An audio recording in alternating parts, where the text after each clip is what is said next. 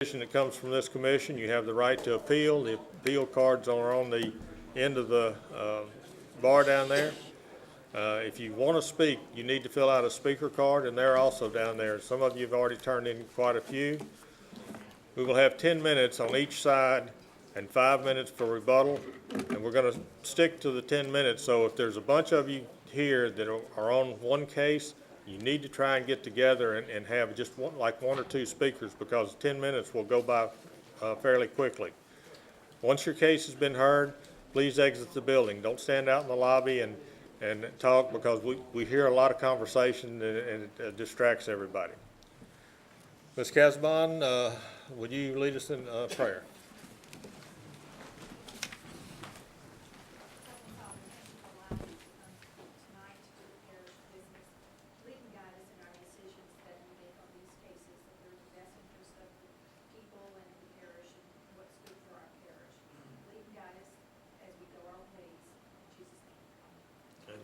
Mr. Mackey, will you lead us in the pledge? I pledge allegiance to the flag of the United States of America and to the republic for which it stands, one nation, under God, indivisible, with liberty and justice for all. Secretary, please call the roll. Martha Casabon. Marcus Hines. Todd Richard. Celeste Qureshi. Bernie Willie. Bill Matthews. Jimmy Davis. Dave Manella. Dale Mackey. Dave Doherty. Here. Mr. Chairman, we have a quorum. Thank you. First item is the approval of the minutes. They were in your packet. You had an opportunity to review them. Any corrections need to be made? I didn't see any. It looked like it was a good job. Make a motion to approve. We have a motion and a second to approve. Please vote.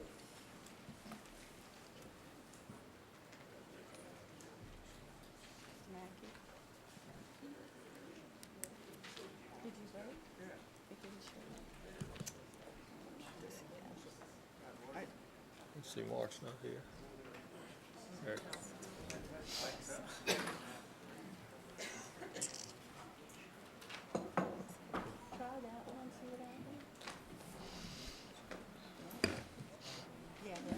You're. They-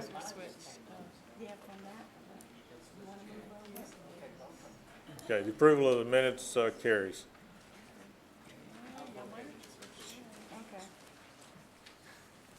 Staff, do we have any cases that need to be tabled? Yes, Mr. Chairman, case number 2, ZC 06-08-076 has not been tabled but withdrawn. Okay, is there any others? No other cases. Okay, thank you. Zoning case 06-08-076, I believe a lot of you are here on that case. That's the 9.13 acres. Petitioner is Court Wittich, and the owner is Wittich Villery Properties.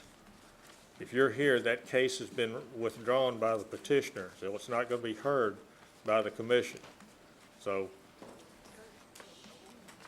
I see some puzzled faces out in the audience. Okay, this is the item 2 on the agenda. It has been withdrawn. It's not going to be heard tonight. There was apparently something legally wrong with it, or either the petitioner just... No, it wasn't anything legally wrong. This is the one where we had the community meeting. And I'll give a little synopsis since we have so many people here. I did get the tapes, and September 5th, 2006, Mr. Cooper stated that there was going to be 16 townhouses, 32 units that would be individually sold, to individuals. After his statement, Mr. Honeycutt came and said that he was representing the neighborhood and that they had worked, I think originally it was something like 50-something, it was 50-something, and that they were aware that there were going to be 16 townhouses, 32 units or dwellings, but he wanted no more. They didn't want any more than that. Then after he spoke, we had 4 other people that came to the podium, and everything that was mentioned was concerning Sunshine Avenue.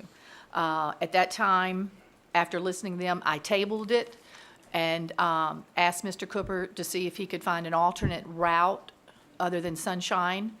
And so we tabled it. That was September 5th. October 3rd, the next month's meeting, again, Mr. Cooper stated the same thing, that 16 buildings that would look like single large homes sold individually, but 32 units. But he also stated that they looked for an alternate route, and they found to enter 190 would be from 3rd Street to Monroe Street. That's what's in the records, and that is what these young men have purchased, or that this is what they have taken over. They chose last month, what we were looking at was whether to change from townhouses to a single, like a raised type cottage, but it was still 32 units. Yes, Mr. Cooper wrote single family. That was his mistake on that letter, and that's what threw us all off about the single family. But right now, everything stands the same, and so that's what we're looking at. They withdrew their petition, means that they are no longer wanting to change the design of the building, and they're going to leave it as it was approved in 2006. The roads are still the same. They have to come before us on the roads, if I'm correct. They have to be revoked. These are unopened roads. I have talked with Mr. Sharp and Helen, and she's looking into I forgot who you said, is going to look at it to see about the alternate routes that we will be able to look at now that things have changed in the area. But as far as the units and the townhouses, that remains the same and was approved in 2006.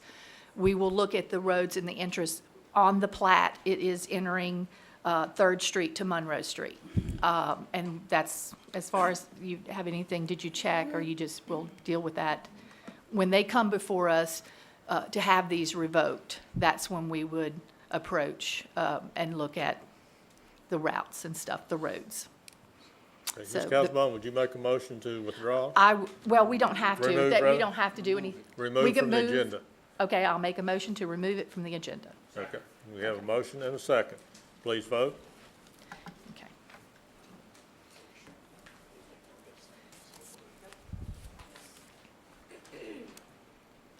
Okay. Motion carries. All right. First item on the agenda is zoning case 12-05-036.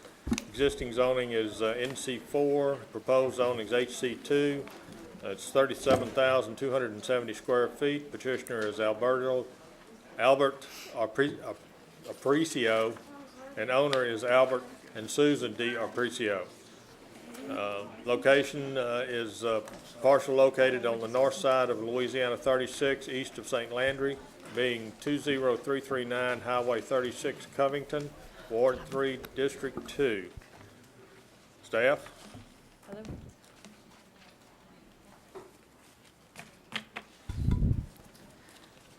Okay, the 2025 future land use plan calls for commercial development in this area. There's an existing office warehouse located on the site. Staff feels the request to rezone to HC2 is too intense for the surrounding residential and neighborhood commercial zoning.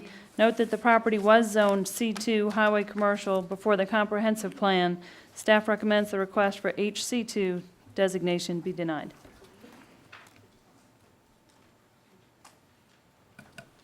Thank you. Appearing Mr. Shane. Thank you, Mr. Doherty. Jeff Shane of the Jones Fussell Law Firm here in Covington, and I represent the owners and petitioners, Mr. and Mrs. Albert Aparicio, Jr. Mr. Doherty, could I ask you to see if there's anyone in the audience that has an interest in this case? Yes, is there anyone opposed to this case? Don't see any opposition right now. Thank you, sir.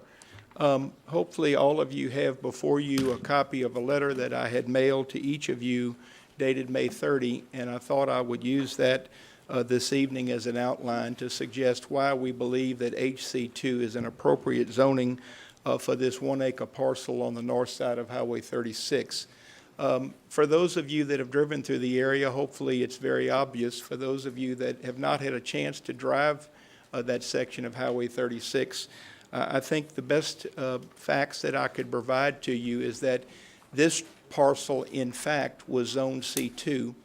I'm not quite sure why this and the adjoining parcels were zoned Neighborhood Commercial 4 in the comprehensive process, but I think all of us would have to agree that if we look at existing land use on each side of this property, both businesses, as well as prior land use and zoning of the parcel in question, it would suggest that HC2 is a very appropriate zone. There are literally no residences abutting or across Highway 36. There's certainly a residential neighborhood to the north or rear of the property, but it is accessed further down at Landry Street, and I do not believe is impacted by these properties. If you would look at the handout that I have given you, and in particular, the fourth page, which is your vicinity map, again, I'd like to make sure that all of us look at that for just a minute. You'll see that I have keyed, if you will, the names of existing businesses. On the west side or left side of subject property, you'll see a large mini storage facility, which although zoned neighborhood commercial, should in fact be an HC2. That is the only zone where that is permitted. Next to it is the former Hardy Automotive, which was an auto repair, auto storage. Again, should be an HC2 zoning classification. On the east side, item 3, as I've noted on the vicinity map, is Falk Renew Prager, which is a heavy equipment repair shop and outlet. And then next to it is American Building Products. If you will go, I guess, to the end of the packet, please note that we have provided you letters of no objection by the adjoining landowners, that being the NC4 properties. Mr. Simmons is the next to last page. You'll see my letter to him that is countersigned at the bottom, wherein he acknowledges that he doesn't have a problem with this change of zoning. And on the last page, Mr. Etheridge, he and his wife are the owners of the properties on the east side, which again on my vicinity map were coded as properties 3 and 4. I, with due respect, take exception to staff comments suggesting that this request for zoning is inappropriate. I'm not sure that it is too intense for the surrounding area, as I see no residential and I only see other HC2 uses. I also think that because there's an existing improvement there that has enjoyed a commercial zoning classification in the past, that should be another compelling reason that my client, who has been the landowner for many years, should not lose the zoning that he had. Last but not least, what brings us to you is that my client was not vigilant during the comprehensive zoning process and did not realize he was being downzoned. He now has an opportunity to lease this property to a transmission repair shop or group, and that use requires an HC2 zoning. So I think those should give you facts and compelling reasons to consider making a recommendation for HC2. If any of you have any questions, I would be glad to address them when you're ready. Thank you. Thank you, Mr. Shane. All right, we'll turn it back over to the commission. Mr. Matthews. Jeff, if I could ask you one or two quick questions. As I understand it from your handout, the only residential anywhere near this might be to the north or on Garland Street, is that correct? Yes, sir. So on Highway 36, east, west, south, there's no residential. That is correct. Okay. Across the street, that entire block is thickly wooded with no development on it whatsoever. Okay. And that is zoned A3. It is A3 But- and A6, I think. Correct, and but there's in nothing terms there. of, what I guess I should have been clear and said existing single-family residential only to the north. And there are no side streets through these commercial properties to get you to Garland. You have to go down to the west and get on St. Landry. Garland actually comes to a dead end, a cul-de-sac behind property number 4. Okay, and we have HC2 in the immediate vicinity, and then 4 properties that should be HC2 if they were vigilant during the rezoning, they'd be HC2 also. I would think with the existing structures and the history of the uses, yes, sir. I'd make a motion to approve. Second.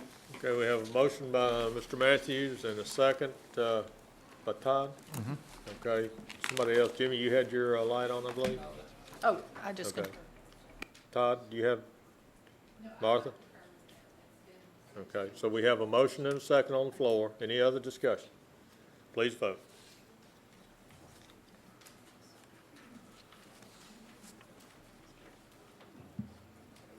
Motion carries. Thank you.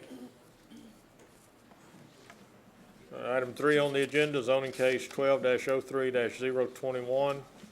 Existing zoning's A2, proposed is A3, 186.39 acres. The petitioner's Jeff Shane, owner's Tallow Creek Shooting Grounds LLC, parcel located on the east side of Louisiana 1077, north of Louisiana 1085, and south of Highway 190, Ward 1, District 3.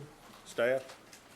Mr. Chairman, would you like to hear the other case that is also related? It's a zoning change for a PUD. It's ZC 12-06053. Commissioners, you want to move that one up as well? Move to hear both of these together, vote on them separate. Okay, we have a motion by Mr. Matthews, seconded by Mr. Manella. Please vote.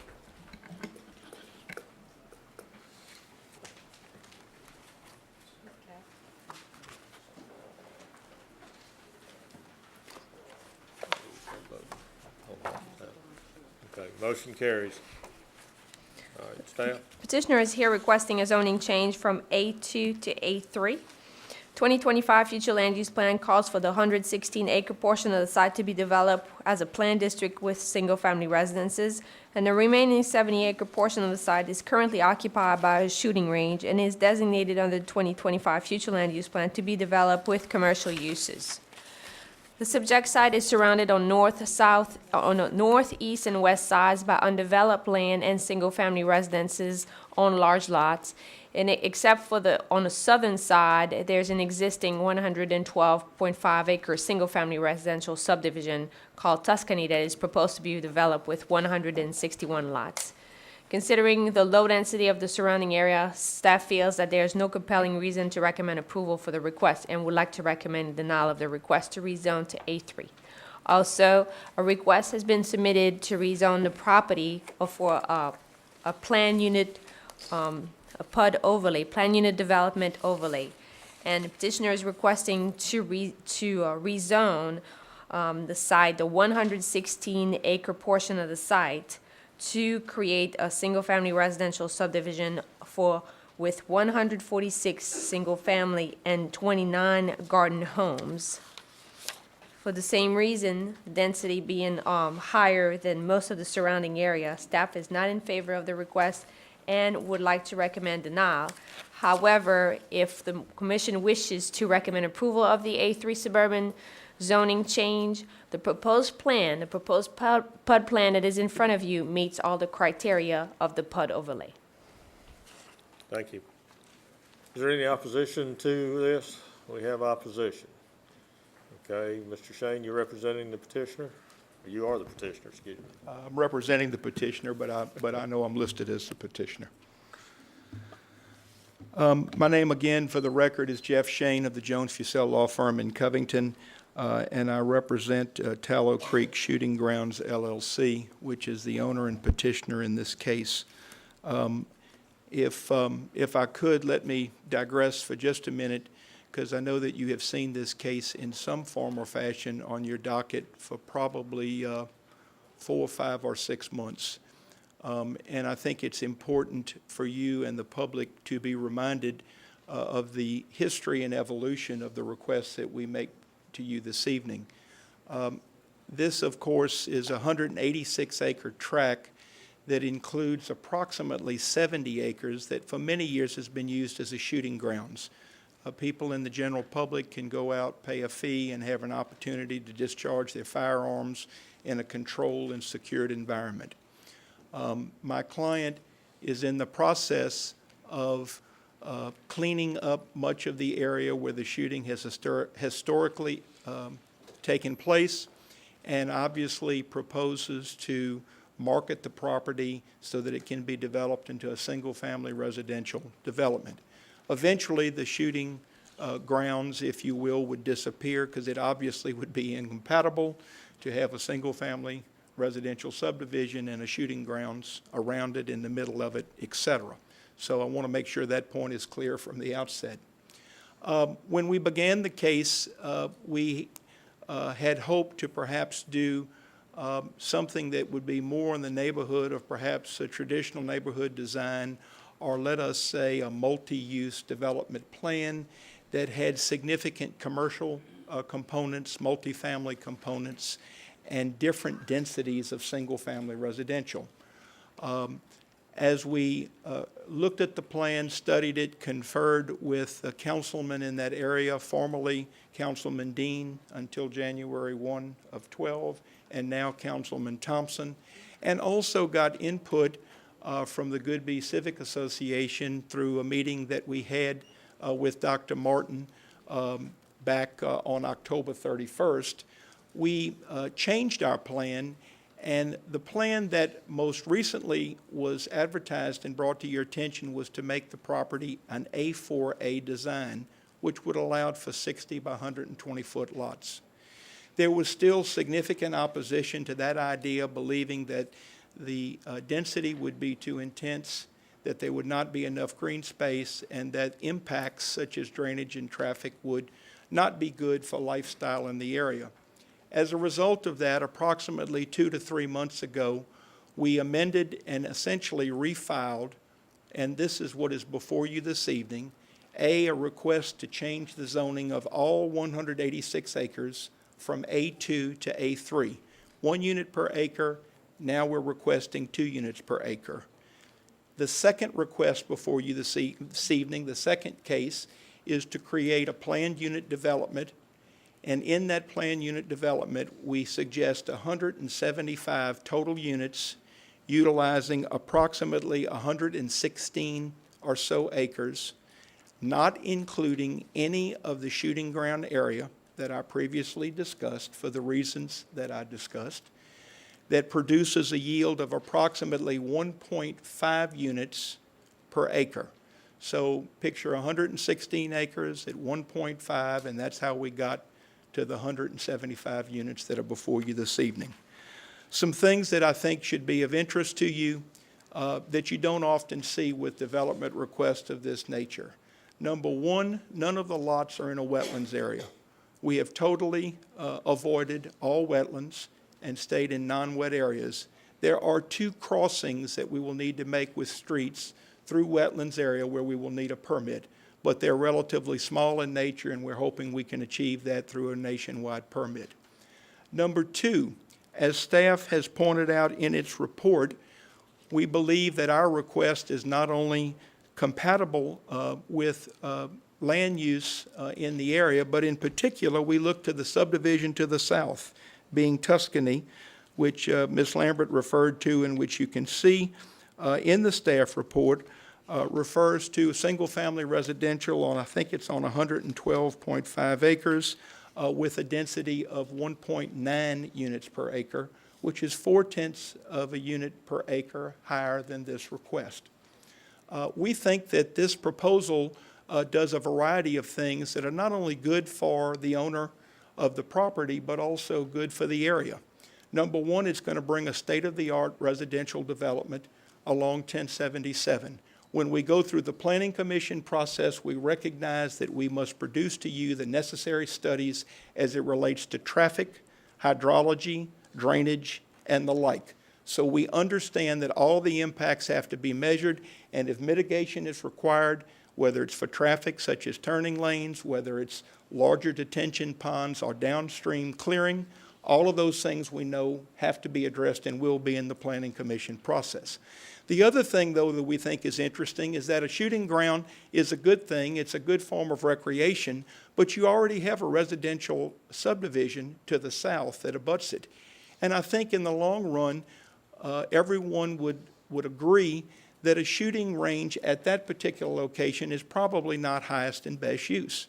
So the development of this track, we think, is the first step toward the closure of the shooting range, eventually the remediation to whatever extent is necessary to extract lead from the surface of the earth as it relates to the history of shooting there. And again, I think this is a positive thing that all of the community should embrace. I understand, I would imagine that I'm limited on my time. I don't know how much I have left, 3 minutes. But let me say, I guess, in closing at this juncture, I think that I would ask the commission to take into consideration that under current marketing conditions, for us to have good development in our parish, we should encourage developers to do subdivisions that are going to provide central sewerage and water. It is not economically feasible to develop this tract as A2 with 1 unit per acre on the 116 units that currently could be developed before the other 70 acres have been closed and again cleaned up. As a practical matter, A3 is about as skinny as you can go in terms of the density that it allows, which again would be 2 units per acre. I hope that you recognize, though, that the developer has not sought to maximize and achieve 2 units per acre, but in fact has stayed out of all of the wetlands and has actually gotten the density to 1.5 units per acre, which also is even less than the approved subdivision that has construction next door. At this point, that concludes my comments. I would ask that the commission consider recommending both the A3 and PUD approval. And I realize during the evening some of you will have questions with regard to the plan, and I will be glad to address those and go into the specifics of the plan at that time. Thank you, Mr. Shane. All right, the opposition, we have Dr. Martin. Please keep in mind, you have a total of 10 minutes for the opposition. Thank you, sir. Appreciate it. John Martin, Goodby Civic Association. There are a couple of things that are real important with this. One, if you look at your plat plan, you'll see that this particular piece of property is actually a bowl. The water drains from the north, and this is where it collects. And those of you that drive up and down 1077 will realize just by looking across the street at the home across the street what happens. This place floods and stays flooded. It's a very wet land.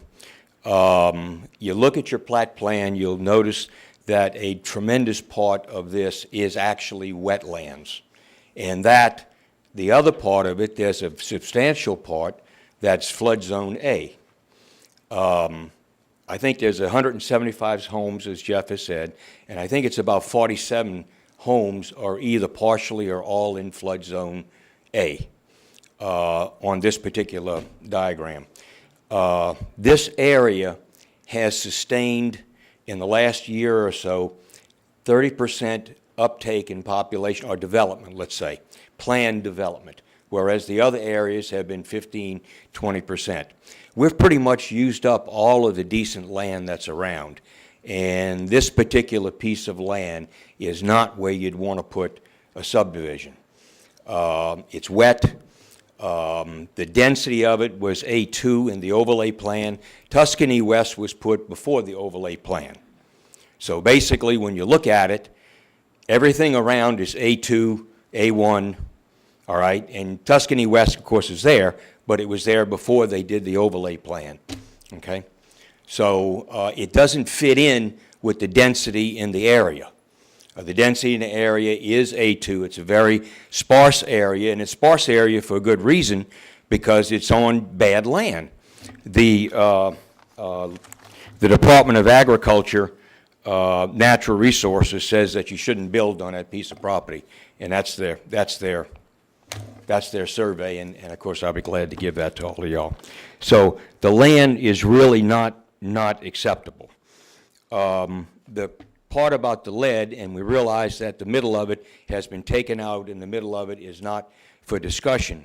In talking to the people that live in the area, they shot all over that land, okay? Now, the trap and the skeet shooting areas are where the heavy lead contamination is. But everybody that buys a lot in that area, the older people say they shot all over there. So if I was buying a lot and putting a house with kids there, I would certainly want to know if my lot was okay. And statistically, when you check where lead is, you don't check every foot. You check here and there and there and there and there and there, and then you statistically average it out, and it says, okay, it's below any health problem, so we're not going to worry about it.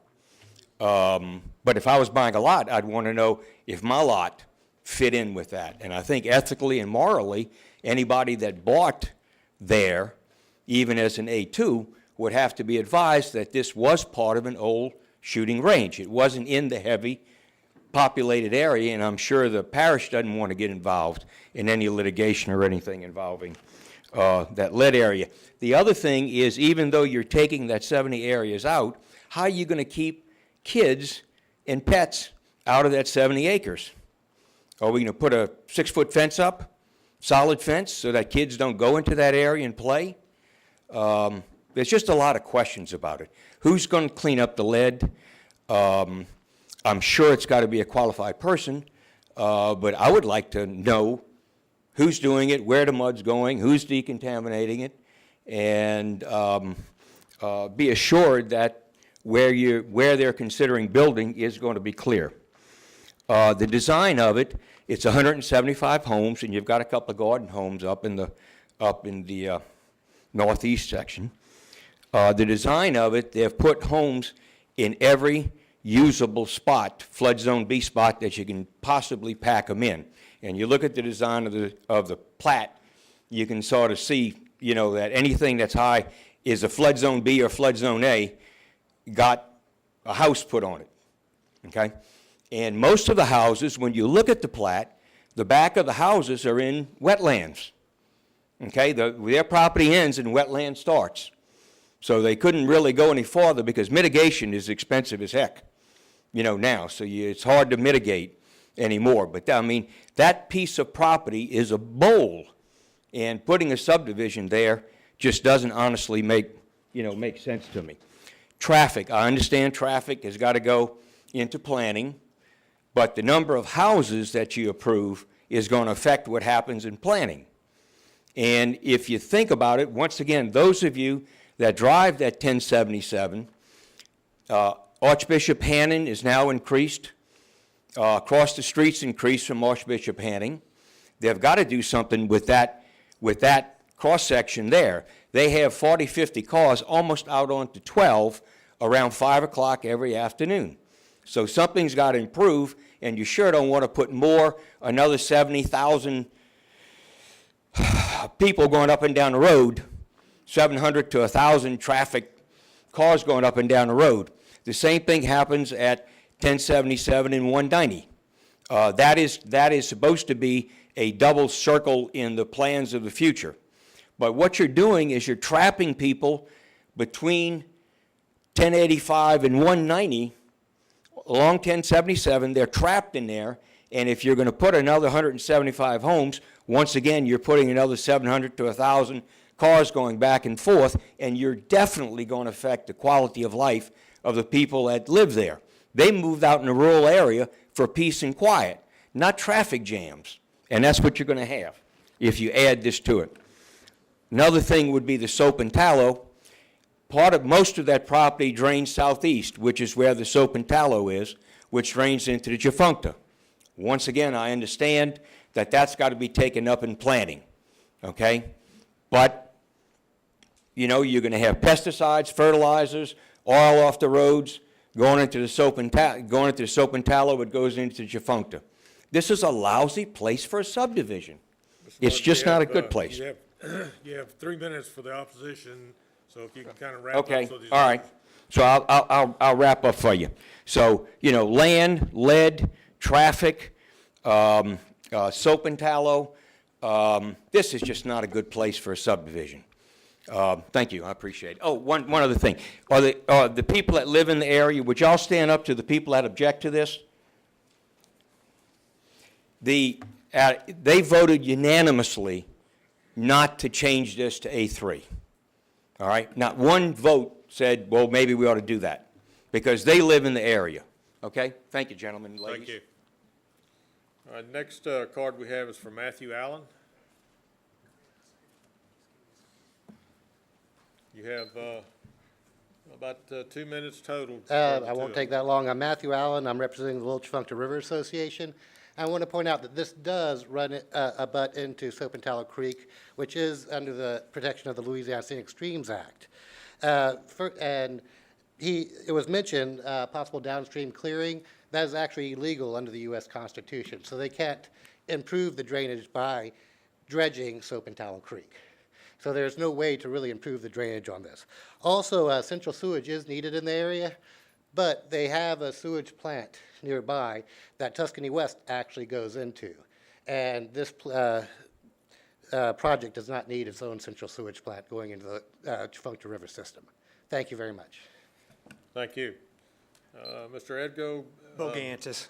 Hi, I'm the neighbor across the street. I'm against seeing it change to A3. But before we even let them start putting one house per acre, we need to have their lead removed properly and completely before anything's done. So I don't even see how we can even be at this stage before that's done. So, Thank you. Any other members of the audience in opposition that want to speak? Thank you. Rebuttal, Mr. Shane? How much time do I have? 5? Thank you. I will try to address the comments of all three of the speakers in hopefully some logical order as it relates to what you heard from them. I guess first and foremost, the comments as it relates to flooding and traffic are very important, but I don't know that it's fair to make the land use decision as it relates to density based on those perceived impacts. Again, I acknowledge that an undeveloped tract that's only being used commercially and recreationally as a shooting ground is not going to generate the same amount of traffic that a fully built-out 175-lot subdivision will. But I also know that as a property owner, I believe that my client has every right to want to develop his property into a highest and best use, one that he thinks is compatible in the area, particularly if he meets all the requirements of the laws. And so part of that equation is to first start off by establishing the zoning and, of course, in this case, a PUD plan, but then encouraging him to go out and come back with specific plans as it relates to flooding, traffic, lead removal, and things of that nature. I really believe that with all due respect to Dr. Martin, it's very unfair to characterize this property as, you know, being lousy and totally unsuitable for development. I respect that that's a subjective view and everyone has their right. But I mean, I would tell you that much of St. Tammany Parish is very flat land that does not have a lot of natural drainage. It is not unheard of to find flood zone A and flood zone B in tracts and wetlands. And it's interesting to me that of all the developments I've done through the years, I have one where we don't get into the wetlands at all. And I'll be darned if I'm not damned for being in some respects in flood zone A. I think all of you know that the final FEMA maps are not out yet. We don't know exactly what the flood zones will be here, but I understand and respect that if some of our pads are in areas where either we can't bring in fill or we can't build or we have to build up, I mean, that's something, again, that we'll look at in the Planning Commission process. I don't think it's fair, though, to hold the land use issue somewhat hostage with regard to perceived impacts that cannot be proven or disproven until the studies are brought to you as planning commissioners. You know, the idea that there may have been shooting all over the tract, well, for those of us that have lived here a while, there's been shooting all over this parish and all over much of our country for many years. Now, I realize the intensity is greater, certainly, where you have a shooting ground area. But let me tell you that we understand that we have a public and legal responsibility to perform surveys and soil borings on grids to establish whether or not there's contamination of the soil. I mean, who in the world is going to buy lots and build homes in an area if they believe there's a suggestion that there's some type of health hazard? I might add that men and perhaps probably women and children have gone to the shooting range for many years, and there's no health hazards that I'm aware of that have been associated or been a result of people frequenting the shooting grounds. Again, I'm not minimizing the issue. I'm only suggesting that there are ways to measure, study, and give you proposals that should remedy, I think, reasonable concerns. I would close by saying that for those of you that are familiar with this area, and particularly the corridor, the world out there has changed significantly, particularly in the last 10 years. I realize that for some, change is hard to accept, particularly if the change produces impacts that make quality of life less desirable. But as a practical matter, we have incredible growth with Coquille and the Hannon School just to the south. As you may know, there's currently a McDonald's and convenience store going up just across the street from there. You have incredible commercial and business development on 1085, just west of 1077. My suggestion to you is that it's a good thing to think that we will have state-of-the-art residential development in that area. In fact, I think it's interesting that Dr. Martin tries to distinguish Tuscany as being pre-comprehensive plan. Don't you also think it's interesting that the only residential subdivision in this immediate area that's been approved was Tuscany by this commission with a density that's almost 25% greater than what we're asking? I'm only suggesting that I think this subdivision can fit at this location. I would ask that you recommend the change of zoning to A3 and PUD and give us an opportunity to prove to you and the people that live in the area that all of these impacts can be properly mitigated. Thank you, Mr. Chang. Opposition, chance for rebuttal. Mr. Martin?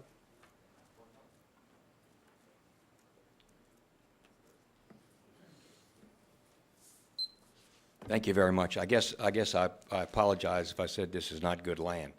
That's what seems to me to be common sense when you drive past there and you see the wetlands. And Tuscany, I think, was approved at a time where we thought we were going to be getting a lot of population coming across, from New Orleans. We also approved over 2,000 homes just north of 1085. North of 190. And the great majority of these, as you know, are not developed. It just didn't come. The people just aren't there. The development at the corner of 1085 and 190 is developed on purpose because that was the 2025 plan we all agreed to. We're going to put commercial, we're going to put high density at junctions of highways, and we're not going to put it in between the highways. That was the very basic thing that we started with, and that goes along with the overlay plan. And I think Tuscany has 1 or 2 houses in it. It just hasn't flown. But this is a very poor piece of property for a subdivision. And I do think that stepping in ahead of time and saying, this doesn't fit the density in the area, it doesn't work, stop before we get into all of the traffic studies and all the other stuff. I mean, this just doesn't work. Thank you, gentlemen, ladies. Thank you. Anyone else wish to speak in the opposition? I'm going to close the floor and turn it over to the commissioners. Mr. Davis. I believe this is a just general comment. I believe sometimes when we have these zoning changes and these PUD overlays at the same time, it may come into a position in which this commission almost seems to try to fit the PUD overlay into the required zoning that it needs to be. And again, this is supposed to be a zoning issue first. So that's my first comment on that. Jeff, some questions?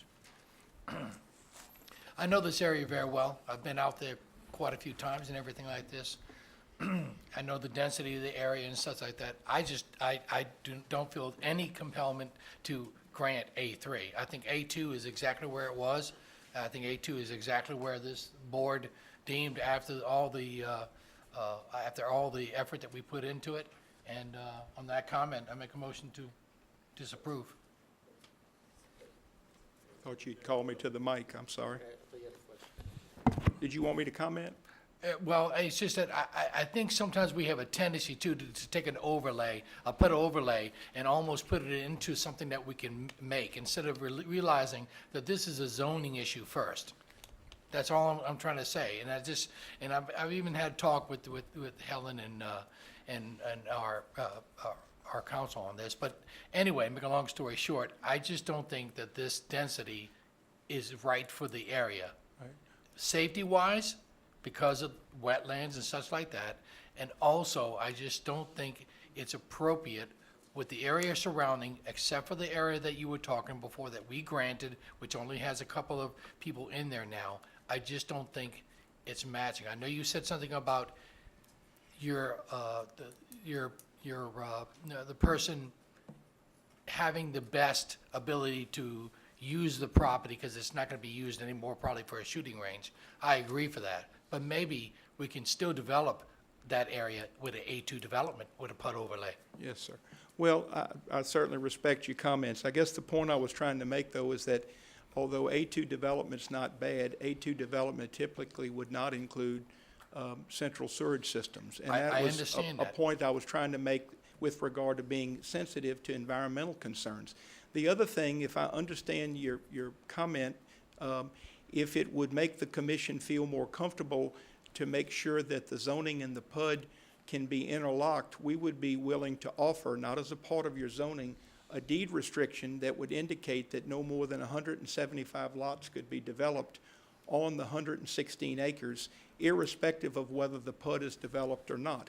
In other words, if your concern is that we have to first establish the zoning, but we're not comfortable that if we made it just A3 and for some reason this PUD doesn't get built, et cetera, I want to make sure that there's certainly no intention to do anything other than 175 lots. So make sure that the record now reflects and that you understand that you won't be opening Pandora's box by zoning at A3, that we will place a document that would run with the title in perpetuity that would limit the number of units to 175 units on the 116 acres.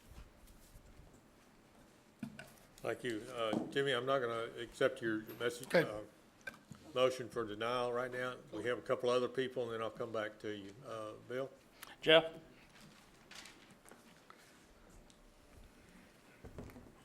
If this were, and it is, continue to be A2, and it's 186 point some odd acres,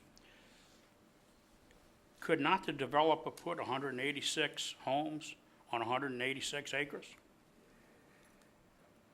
Yes. No, you're going to have probably, well, maybe as much as 20% for infrastructure that set aside, roads, things Okay. of that nature. So, under A2, what's the maximum number of homes that could be put on here, do you know? Well, as you know, your zoning is a density zoning, which means that it's not 1 acre lots, but the idea is, of course, the number of units. I would tell you that if you avoided all of the wetlands and avoided the shooting area, I'm guessing, but I would say you've probably got in the 116 acres, you'd be lucky if you got maybe 50 to 70 lots. That's an educated guess, but I'm looking at the plat, looking where the wetlands areas are. Also, you have limitations with regard to the lot size, the dimension. That's a significant reason that this project will not work in A2 or A1, is that you're unable to get a smaller building pad. You know, one of the things we thought was a real plus was that the wetlands to the rear of these lots we thought would present very nice green space. It's undeveloped, can't be touched, it's set aside. I mean, who wouldn't want to have their backyard knowing, and I'm not suggesting all the backyards are wetlands, but many of them are. We did that on purpose, and we thought that that would be a real feature for this PUD that would make it interesting. I think that A3 is the minimal zoning that would accommodate our request. Well, with the ability to sell 50, maybe 60 lots, that would be all. the developer would be hard pressed to put in all these streets, the sewerage, It and would- everything else with the ability to only sell 50 lots. Absolutely. It would, for the same reasons that I said that A2, for the same reason that I said that A2 would not work, you're correct in that the cost of infrastructure could not be spread across enough units to make it economically So feasible. unless they used the shooting grounds and got to use the wetlands or whatever, I mean, it would, in effect, make this inappropriate to build anything here. One would think it would be very difficult to do a Economically. subdivision development based on current standards and economics, unless you can do something along this line. I might add too that if you, and I don't know what data the commission is provided by the parish, but if you track building permits for the parish and you take a look at what's going on in our parish for the last, I would say, 18 months or so, the great majority of the residential permits are on lots of this size. And- And I'm only suggesting that that is apparently a need that the public has and that they're responding to. That's a reason that this type of development was designed, looking at what people are buying and what they want. And let me see if I understand. I got one more question for you. Tuscany, which is immediately adjacent to this, On the south side, yes, sir. has a higher density. 1.9. And I don't know how many homes are there, whether it's 10 or 100, or how many homes are actually built in Tuscany now, but it has a higher density than you were asking for. I think there's no homes that are finished, or if so, it's a few, a handful. But what's important to know about Tuscany is that approximately 2 months ago, a new developer has come in and I believe pulled the first 15 permits. The point is, it is building out on product that is almost identical to this. Okay. Dr. Martin, I have a question. Yes, sir. Two questions for you, really. You said something about a Department of Agriculture report. Yes, sir. Would you make that available to us? Absolutely. Absolutely. Matt Allen has that, and we'd be glad to. Absolutely, Okay. yeah. And if you don't mind, one thing, we're talking about trying to make this economically feasible, and that's why I was wondering whether they're putting the cart before the horse. If the lead is removed and the land is made safe, A2 works, because you've got another 70-some-odd acres in there, Right, okay? good. Then A2 works, That much more infrastructure. and your surge goes to Tuscany West, you know? Boom. From your position, Yes, sir. would you be opposed to an A2 subdivision on this property? You say it shouldn't, No, nothing should be built here. no, I wouldn't be opposed to an A2. The only reason that we're worried about an A2 is, once again, I'm concerned with the people in the area were concerned, that if you made a PUD out of it, then of course you could use the wetlands as, so to speak, green space, and therefore the number of houses would increase. So making a right. PUD out of it sorta, But, you know, but A2, that would be the second choice. A2, just a plain A2 like they have it, would be the first choice of everybody that lives in the area. Okay? A2 is, PUD A2 would be choice 2, and I think the logical thing to do would be to clean up the property, and therefore you could use that middle ground and develop A2, just an A2, and do fine commercially. well, I mean, if you know. they sell these lots, maybe they'll have the money to clean up the property, because I know Yeah. the lead remediation ain't cheap. No, sir, it's not. So, you know, It's not. maybe we're giving them an incentive Yeah. to clean up the lead remediation by giving them the ability to build some houses there. To do a PUD, an A2 PUD. Well, even an A3, but you're, I like that A2 PUD. well, from what you I know said what you're saying, before, sir. I know what you're saying. is nothing.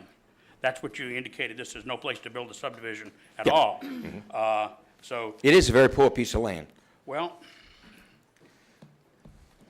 a lot of land is poor, but we're building Yes, on it sir, but anyway. this is a bowl when you go down 1077. This is where the water collects. I've Yeah, spent a lot of time shooting here. Yes, sir. That takes care of my yeah, thank you. Thank you, Mr. Mackey. Yes, Mr. Shane, I want to ask you a couple of questions, please. The PUD portion, we now have to really do sort of preliminary, a tentative rather, type review on this during this procedure. The main road, right now, this is the weirdest looking PUD that I think I've seen in several years, or maybe since I've been on this thing. There's one road that snakes way on back, and it just is not a good thing to only have one road, one exit on the 1077, and especially have one that really kind of makes only sense because there's lead in the soil. Let me interrupt you. Our drawing has a deficiency, but for those of you that have been on ground should know, there is a second road that runs inside the northern boundary of the property. Okay, I see I didn't know whether that was going to be an access point or Well, the what. point is, the existing road that intrudes into the property would be retained as a second or emergency access. There is a road that's historically intruded into that property, for those of you who've gone there, that is north of this new road, if you will. So the plan is maybe deficient in that regard. It could probably be used for, it's a good road, it could be used for construction, but also it would provide a second outlet. It looks like it's going to be a hefty drive for those people down around lot 50 and stuff. Well, Way up in the corner. but we're thinking that some may feel like also, though, that they'll have some privacy and seclusion to the rear, surrounded by the wetlands. There's also a real possibility, you'll see the stub out to the north between phases 3 and 4. If you look, Yeah. the northern part of the subdivision you see the stub out of the road? That's because there's an existing parish road that comes from 190, that comes to the south. It stops, as we understand it, maybe a couple hundred yards, or maybe less than 100 yards. We would also investigate the possibility, when we come back to you in the planning process, of having a second access that would go to the north to 190. Again, at the zoning stage, we haven't done all of the things that we would do when we come back to you for planning, but I think there'll definitely be 2 roadways connecting 1085, and hopefully a third road that would be for the back phase that might encourage those that are going to Covington to go out to 190. Well, the map we got here, I can't see off-site what's really happening, so what you're saying, I have to kind of visualize. The other thing is this huge gouge in the middle, the shooting grounds. I didn't fully understand what the owner, wants to do with that thing. Is he going to just leave it in perpetuity? Can't even say a word right Perpetuity? now. Perpetuity. To leave the lead in the soil, or? No, sir. Probably for the last 12 months, 6 to 8 months, he has been harvesting, excavating the lead from the surface of many of the areas, obviously areas where there's no longer any shooting. He's actually got equipment on site that extracts the lead. So the thinking would be that there would be a point in time when all of the surface lead would be extracted, and at that point in time, we'd probably do the necessary testing, which again would probably involve soil borings, and produce the necessary reports to determine if the soil is in fact suitable for what we'll call residential use, or if further remediation. I guess an extreme possibility would perhaps be the excavation in certain areas of a couple of inches, or perhaps more than that, again, to see what the study says, but where you'd have to excavate and backfill. But no, the idea is to close the range, and in part, as Mr. Matthews said earlier, until he can develop the property into what we think is a more appropriate use, he can't generate the dollars that he would need to accelerate the closure of the range and whatever remediation might be required. But to specifically answer the question, the idea would be to close the range, and eventually there would be no range. Well, you're saying close the range. I mean, once you start doing the PUD, you're not going to keep a range in there. Well, it would be okay to keep it there until you have constructed homes. I mean, this is only the first stage. I would guess that to go through the planning process, you're looking at another 6 months or so at least. So, I mean, I don't want to suggest that if the PUD were approved tonight, that the shooting would stop tomorrow.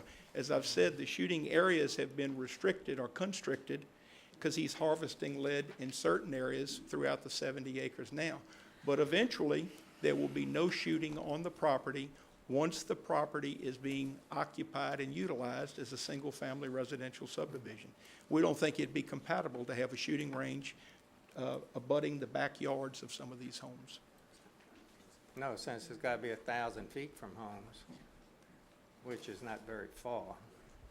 But we're not suggesting that there would be any homes near a shooting range. Again, shooting range goes away at the time the homes are constructed. Well, I'm real,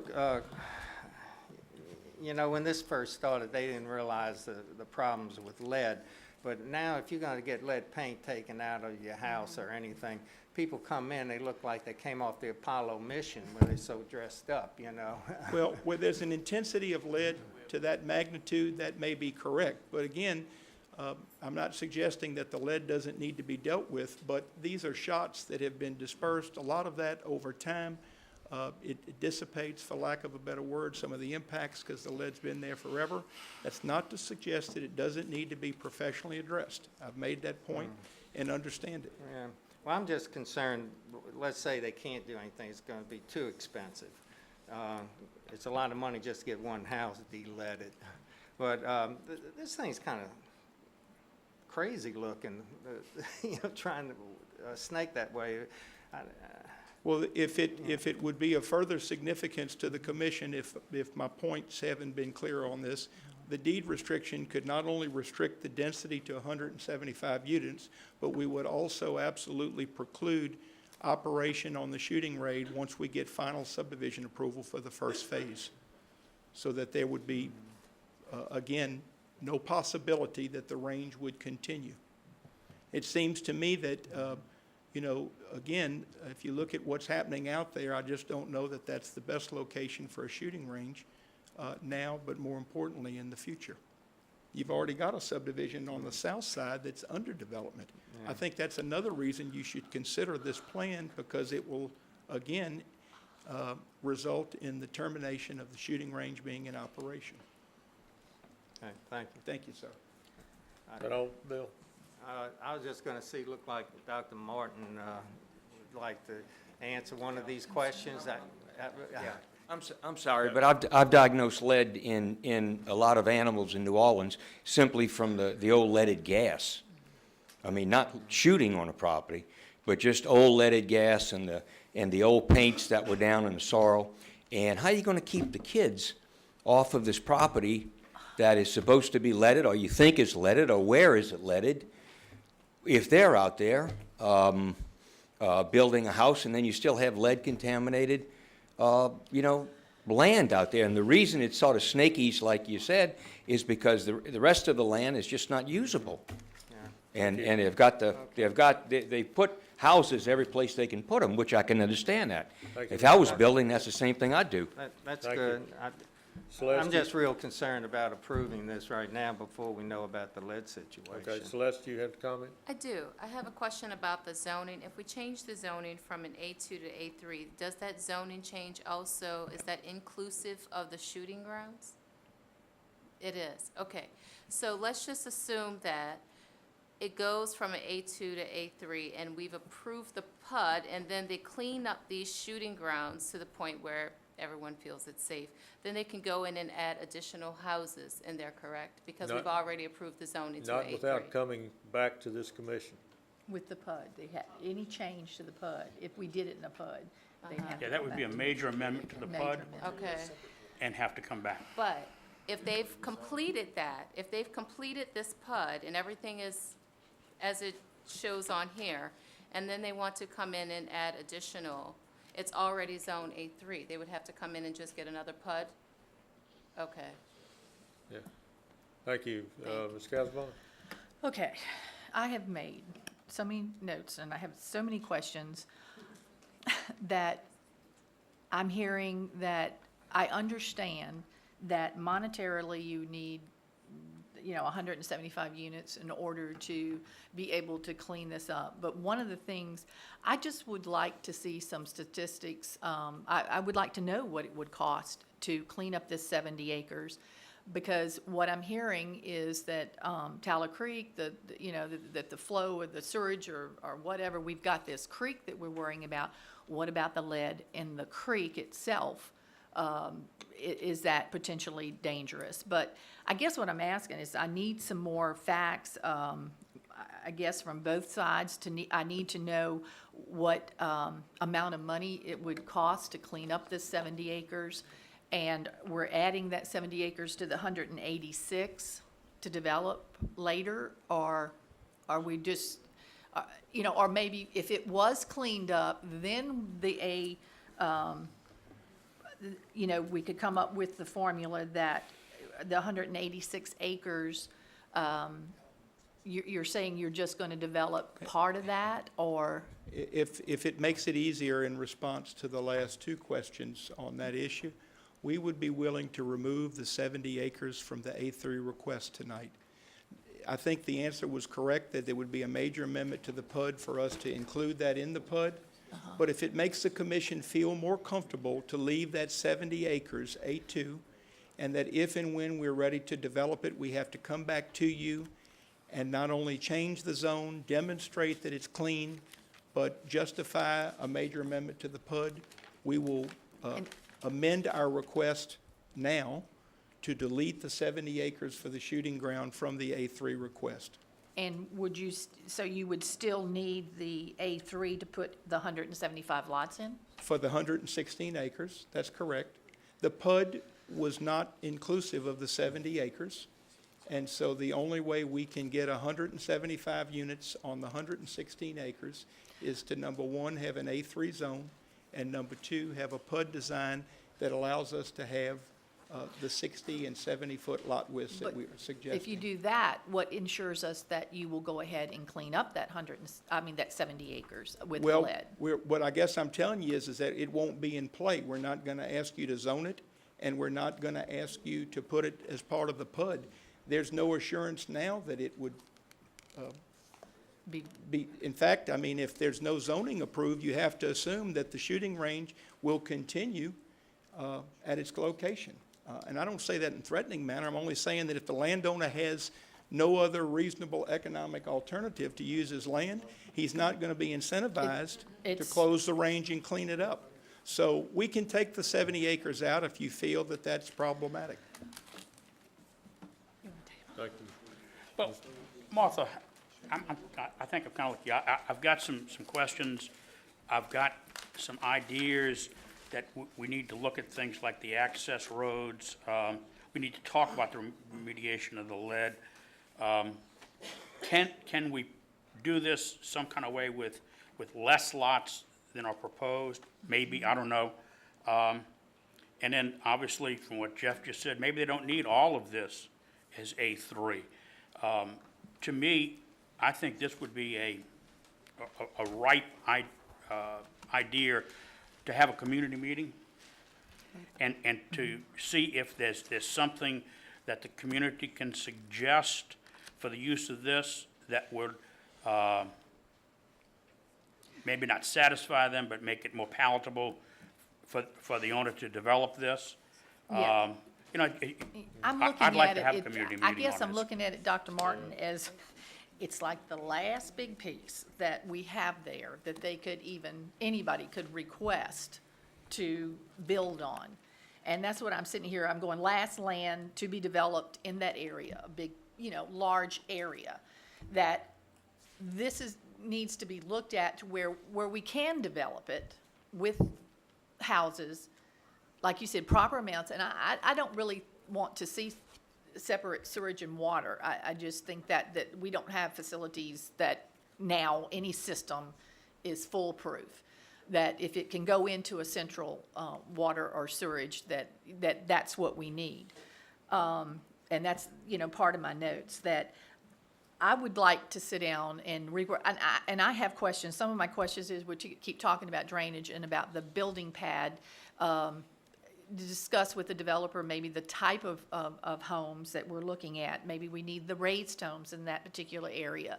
I just have a lot of questions on rethinking how we can best develop this area that everybody is happy, but yet, if you agree, it is one of the last large pieces of land, that if we can take care of this, then, you know, that there's nothing else to put in or develop, that if we could get this one right in a proper amount of space and things. So I agree, if you'd like to make, I'd Okay, like to table it. We have a and, motion that I did not recognize from Mr. did- Davis. There was Did we no have a second. second? There was no second. There was There was no second, but I there were- didn't recognize it either. Okay, I'm sorry.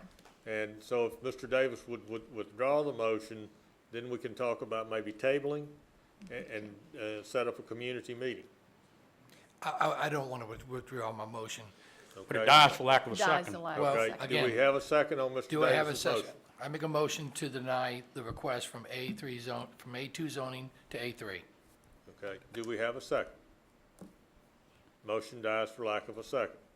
Ms. Casabon? I'll make a motion to table and look at lower density or Table I'm with a still- community meeting.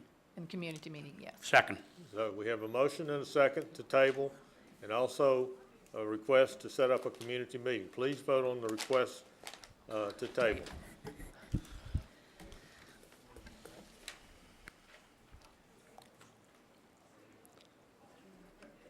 Motion carries to table. Ms. Casabon, you asked to set up a meeting? Yes, I'd like to set up a Miss- community meeting. I'll serve, Mr. Chairman, Yes, sir. did you table both cases? We'll have to do that in just a minute, Helen, on we're the just doing the second. zoning right now. Okay. And then we'll, For the community meeting, it would be on the 19th of June, which is a Tuesday at 6 PM. June 19th. Mr. Chairman, I volunteer as a party. All right. Ms. Casabon, Yes, Mr. Matthews, need at least Mr. one. Willie, And Willie. anyone else like to attend this community meeting? Okay, we have 3 commissioners that will attend. Okay, and we need to take up item 17, zoning case 12-06-053, which we've heard together with this one, which was just tabled. Make a motion to table. We Second. have a motion to table, we have a second. Please vote.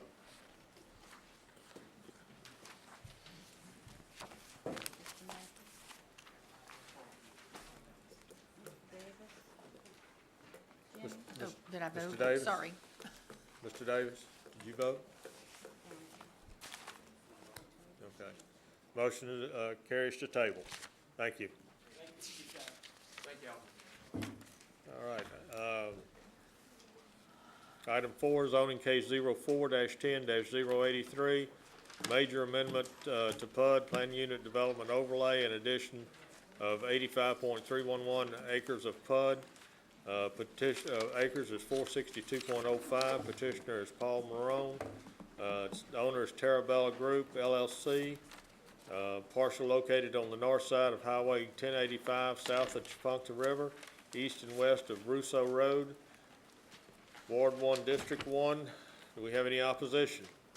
We have opposition. Okay. Mr. Chairman, would you like to hear the other case that is related, ZC 12-06050? Okay, we'll hear them together. Is that the wishes of the commission? It's item 14 on page 3. Is that correct, Helen? I need a motion to hear them together. Motion by Mr. Mackey, seconded by Mr. Manella. Please vote.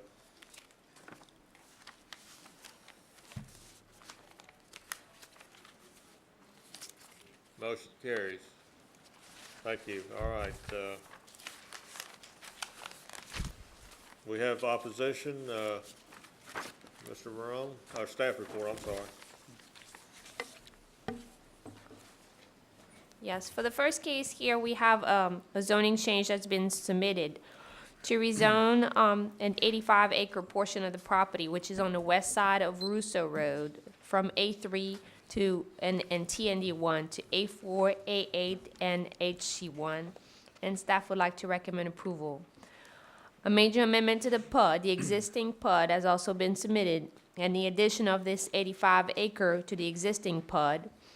The major amendment to the PUD consists of an increase in the number of lots to be designated as neighborhood center.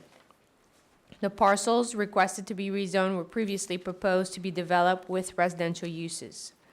The additional 85-acre located on the west side of Russo Road is proposed to be developed similarly to the existing PUD. So the subdivision, including the additional 85 acres, will then remain a traditional neighborhood and is now proposed to be developed with a total of 775 lots. A revised master plan and code has been provided outlining the requirements for the traditional neighborhood development. And staff would like to recommend approval for the zoning change, the major amendment to the PUD, and the requested PUD overlay. Thank you. Mr. Morone? Thank you, Mr. Chairman. Paul Morone on behalf of the petitioner for both of the cases. This is a unique project that you have before you tonight, and I'd like to start with just a little bit of history for those of you that weren't on the commission when this started. This project actually began back in about 2004, and at the time that we made the proposal, it was met with skepticism, concern, by many of the residents, by some of the commissioners, by some of the staff, and so forth. One, it was a large parcel that we were dealing with. Two, and I think most importantly, the concept that we proposed was very foreign. There was no traditional neighborhood development in St. Tammany Parish. In fact, we are the only traditional neighborhood development constructed in St. Tammany Parish. So at that time, we endeavored to try to inform those people that lived around the development, some of the commissioners, some of the councilmen, and worked closely with the staff. In fact, we took bus trips to Lafayette, to River Ranch, to allow people to see firsthand what we were talking about, because no matter how well you explain something, it's not the same as seeing it, and we knew that. The long story short is that after this effort, a number of public hearings, the project was ultimately approved in 2005. Now we know what happened in August of 2005, which delayed the development moving forward. We also had some litigation that ensued over our core permit, which further delayed the construction of the development. And then we found ourselves in the midst of one of the worst economic downturns our country has seen in quite some time. But despite these obstacles, what has been accomplished out at Terabella in terms of the quality and the attention to detail, I would submit to you, is quite impressive. And just to give you an idea,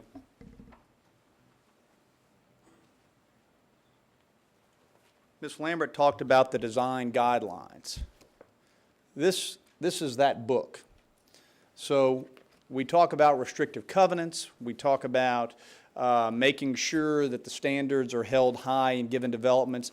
I can assure you there is nothing in St. Tammany Parish that has the level of detail that this development has. And I mean, it is down to the most minuscule item is categorized, and there is oversight to make sure that the end product is what we intended, what we agreed to deliver, and what you see out there today. The present plan that is before you, for those of you who may not be familiar with it, has several characteristics. One, there's a town center in this development, which of course you don't typically have. There's offices, there's retail, there's restaurants. In fact, Bosco's restaurant is open and operating in the town center. There's medical and professional space. There's Dr. Ilawan is a dentist that built his building and has a practice there. There are live-work units. There's also a school site slated for an elementary school. There are townhomes, and then there are single-family residences, all with the preservation of about 52% green space. And that green space is in the most sensitive areas on the property. So the characteristics that you see if you go out there, you see front porches, you see sidewalks, you see a pedestrian community, you see walkability. And that is what has been achieved out there. That was the goal that we started out with, that our designer, Steve Oob, put together. And that is what is being created, one street at a time, one home at a time, and one business at a time. We come before you tonight to assimilate the 85 acres that is across Rousseau Road, which was acquired after 2005, into the development. Now, back in the comprehensive plan, that property, or the majority of that property, was zoned T&D. At that time, it was clear that everybody knew that this was part of Terabella. It was going to be assimilated. The new T&D zoning was put in place, and so that's the current zoning that is before you tonight. When we began the effort to make the assimilation, which I would say started probably about a year ago, we worked with staff. We've had a number of meetings with Helen, with Sydney, about how to make this assimilation. And it was determined through the course of these meetings that since we have a PUD in place over the majority of the property, that we have construction underway, that it would be better for us to amend that PUD to take the property in, rather than to try to rezone the whole site into the T&D ordinance. And so that's why you see the request before you this evening. So what we're asking you to do is to slightly modify the existing track. We're asking you to extend the PUD to capture the 85 acres, and we're asking you to establish the underlying zoning, since now the PUD is an overlay and there has to be an underlying zoning. Those are the three steps that we're asking you to do. I would point out that this plan was put together by Steve Oob, who is the architect on the original plan and continues to be heavily involved. The first component that I will address is the change to the existing PUD. And this is Rousseau Road. This is 1085. This is the existing PUD. Okay? The only change to that plan happens in this corner right here. Okay? And in the original plan, these 5 lots right here were actually residential. Now, when we assimilate this in and we have commercial at the intersection of Oshner and 1085, if we left that pod of residential, you would end up with a town center that would be broken by a residential pod that went back into a portion of the commercial component. So as a result of that, we have requested that this corner be modified to make it part of the town center and to exclude the residential in that location. Now, when we move to the adjacent track, there are certain components that are essential to a T&D. As Mr. Oob told me and told us during our meetings on the charrette when we originally did this, to make a T&D work, you've got to have all the ingredients. You've got to have all the components. Three of the major components that we felt like we needed, and Mr. Oob felt like we needed on this development, was one, a school site, which we have. The other was a grocery store location, and the third was a multifamily. As I walk through what we're proposing, you'll see that we are trying to accomplish the grocery store location and the multifamily component. On the southern end of the new track, we're proposing 3 parcels. The center parcel is slated for a grocery store. Now, we know that there was a proposal for a grocery store at Highway 1077 and 1085. We know that there was an issue with the Rouses in that location, not so much because of the Rouses, but because of the zoning that was needed to accomplish that, taking it to HC3. We are proposing HC1, which is significantly less. We are also proposing a square foot limitation, which we can do under the PUD, or you can do under the PUD, which addresses that, so that if a grocery store goes in here, if you approve it, then the use is approved under HC1, and we do not open up Pandora's box with regards to buildings that can be hundreds of thousands of square feet. As we move back, we are proposing a multifamily component in this area. A couple of things I would point out. One, we are locating it where all of the surrounding area is us, with the exception of this right here, which is the YMCA. We've met with the owners of the YMCA, we've presented them with the plan, and they are supportive of our proposal. But the idea was to set the multifamily off of the highway and to surround it by our property, so that if there's fear about having multifamily in the area, its direct effect is on us. We have great confidence that, that this component will be held to the highest standards, just like the rest of what we're doing in Terabella. To construct either the commercial here or the multifamily here, you've got to comply with this. So the same level of detail will be there, the same quality will be there.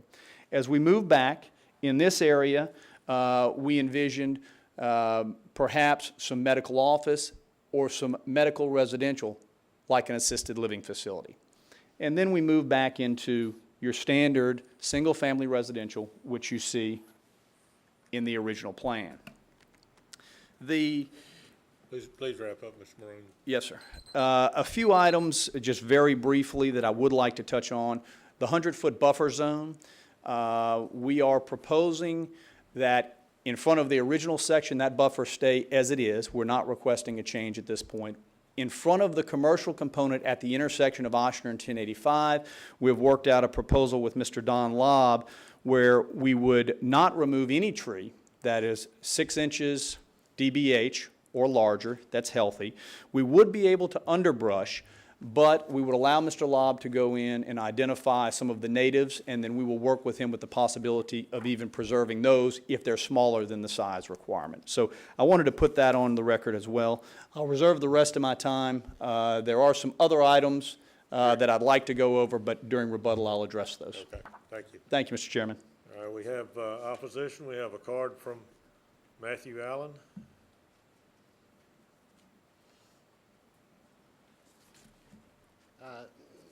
Matthew Allen, representing the Little River Association again, and I would like to change my opposition to it.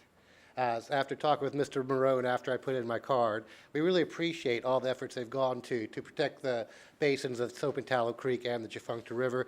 There are a few issues that I will probably take up with them during the planning sessions of it about the placement of some of the houses in the flood zones, but that's not an appropriate place for this. I would like to commend Mr. Marone. This is one place I feel that a PUD is appropriate. This is next to a major intersection where Bootleg Road hits the new Oshner Boulevard, and everything else should be working in that direction in this area. So thank you. Thank you. Charles Goodwin.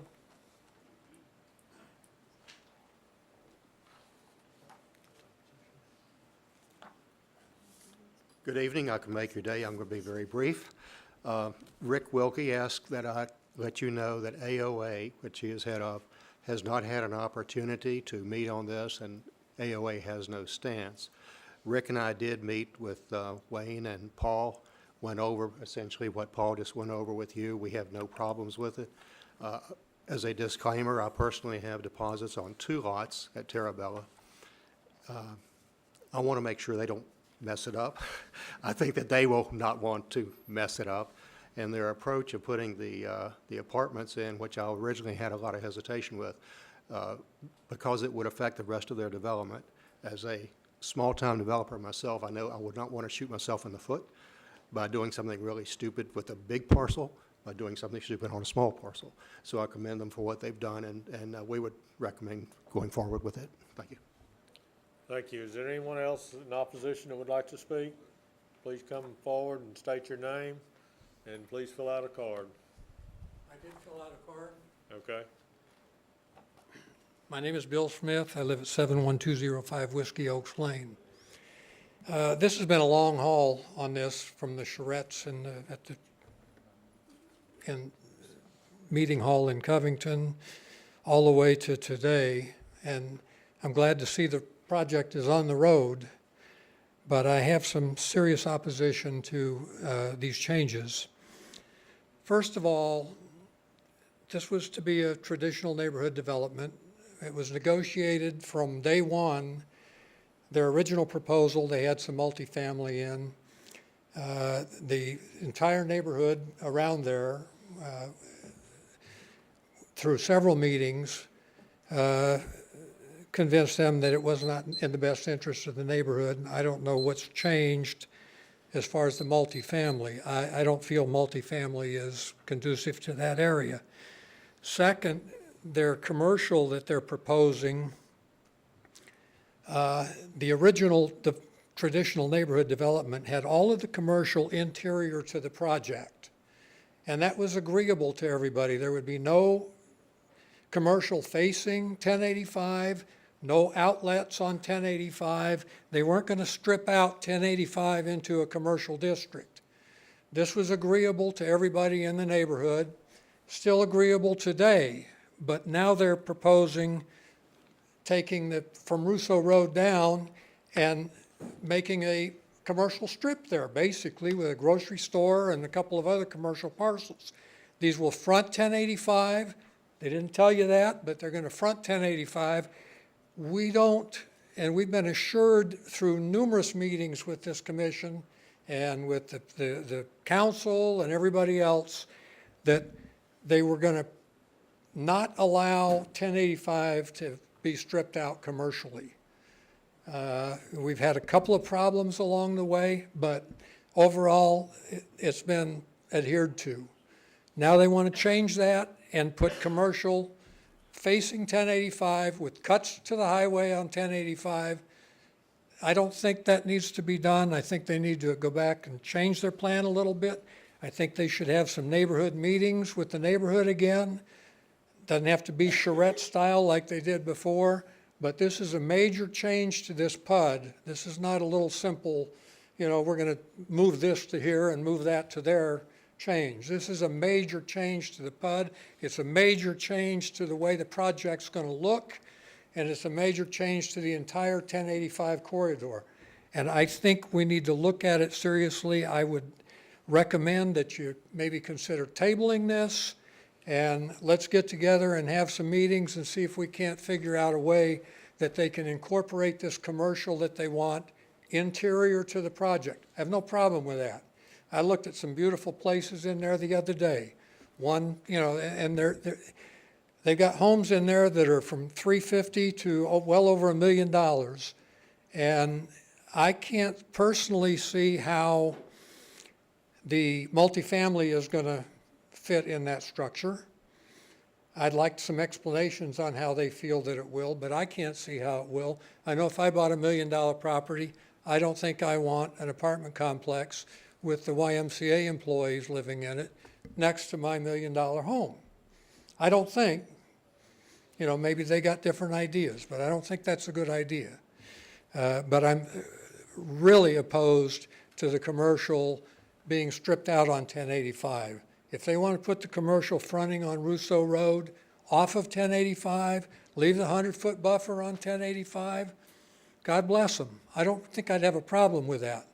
But I do have a problem with making a commercial strip on 1085 right in the middle between Highway 21 and 1077. That's not going to cut it. Thank you. Thank you, Mr. Smith. Was there any other opposition that wished to speak?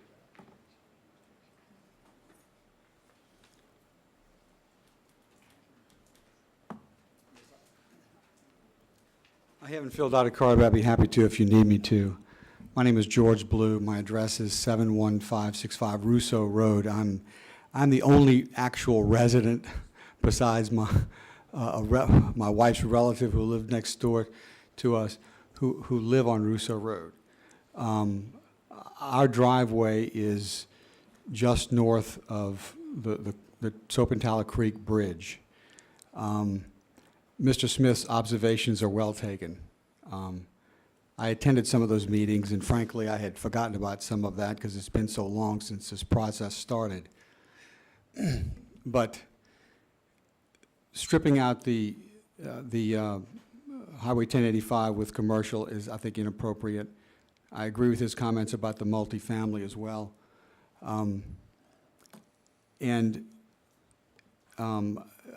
I guess the density is identified in the paperwork, but I don't know whether the density for the new section is compatible with the density that was agreed to for the original plan or not. But I live on Russo Road, and whether it's stripped out on Russo, whether the commercial is on Russo, or whether the commercial is on 1085 is objectionable to me. I know this is a zoning meeting, but Russo Road is about as wide as from me to the chair over here. It's an inadequate, pathetic road that we live with because the construction trucks that enter the construction entrance on the original Terabella site tear it up. And we have to live with that every day. And, you know, there's going to be a substantial road improvement having to take place there. And, you know, I know this is planning, this is zoning and not planning, but, you know, these are issues that concern me because I have to drive that just to get home every single day. And it's tolerable now, but if you put 3 large commercial sites on the corner of Russo and 1085, it's going to totally detract from the ambiance of the area, which my wife's family has owned land in this area since 1930s. And that's why we built a house where we did. So we think that neighborhood involvement is essential at this point. And I see no detriment or no prejudice to the developers in having that take place prior to action by this commission. Thank you very much. Thank you. Any other opposition? We're going to move to rebuttal. Mr. Morone. Thank you, Mr. Chairman. First, with regards to Russo Road, it is no secret that Russo Road is going to have to be improved significantly. It's no secret that we're going to have to do that. That was something that was discussed at the time that the original track was zoned, and we knew that as that built out, that there would have to be improvements to Russo, most likely from the creek south, perhaps beyond that. We know that as the new track comes into commerce, that's going to have to be addressed as well. So there's no question the Russo is going to have to be improved. We know that, and we're prepared to take care of that in accordance with the timing that is going to be required by the parish once we get to the planning stage. With regards to the idea of community involvement, remember, the original track is not changing other than that one corner. We did reach out, met with Mr. Goodwin, with Mr. Wilkie. We met with other residents along 1085. So we have reached out. We've been working on this for over a year, and quite frankly, we'd like to move forward. Mr. Smith's comments about the multifamily. Let's see. He was concerned that the multifamily did not fit in this area because there might be $300,000 to $2 million homes. Well, I would submit that that is the wrong way to look at this.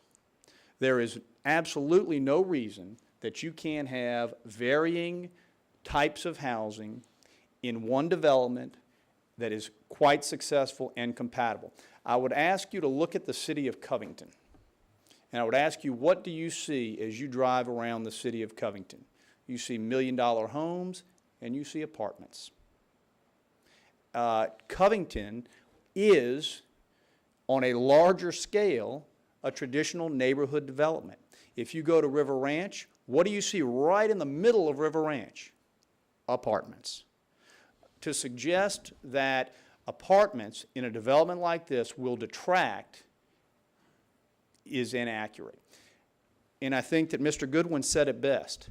If it were going to detract from the value here, let me tell you, there's nobody that's got more invested here than my clients. Nobody's got even close. And there is absolutely no way that we would put something that would be an eyesore or a detraction or would hurt property values.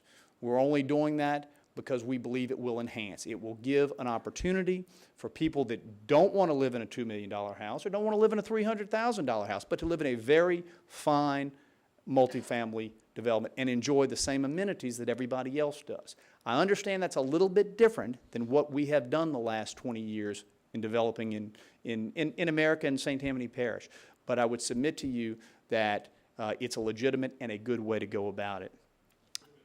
With regards to the highway commercial along 1085, I would tell you that, again, we are not changing what was zoned in 2005. We are not, the new commercial that's in that corner, it is not fronting 1085. It is turned inward. The only parcels that are going to front 1085 are the three that are at what is a major intersection that is going to have a major roundabout. And I would submit to you that that is appropriate. If we did not take this into the PUD, then that property would be developed, and it would be developed with access off of 1085. Now, we are going to incorporate it, and we're going to make it part of what we're doing there, and we're going to make it very, very nice. And we are going to retain that 100-foot buffer, which is not mandated. So I would respectfully disagree on both of those points.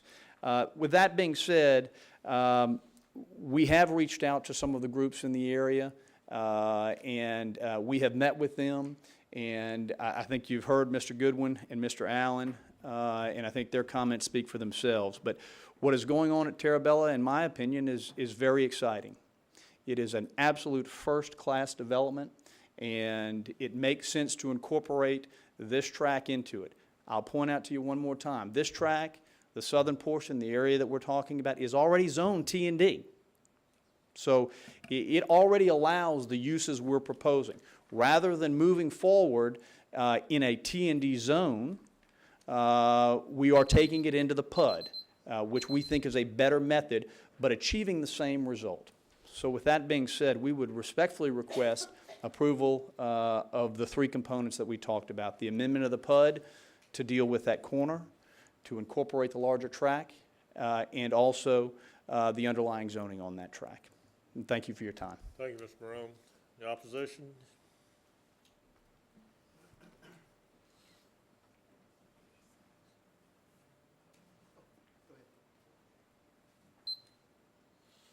Yeah, I just want to comment on a couple of things that Mr. Morone spoke of.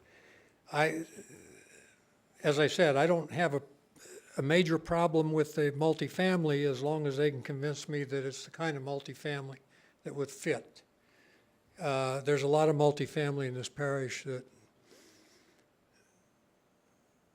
doesn't fit the picture of Terabella and what you have in Terabella. It's a nice subdivision. And I would hope that they wouldn't develop multifamily that was going to be detrimental to their subdivision. But I hope a lot of things, and they always go the other way. So nobody has reached out. I'm one of the major activists, you might say, in that area of 1085. Nobody's reached out to me on this project. First I heard about it was an email I got from Rick Wilkie and from Don Loeb, and this is why I'm here. And excuse my appearance, but I just left the gym to get here. I think it needs some more neighborhood involvement in trying to develop this thing.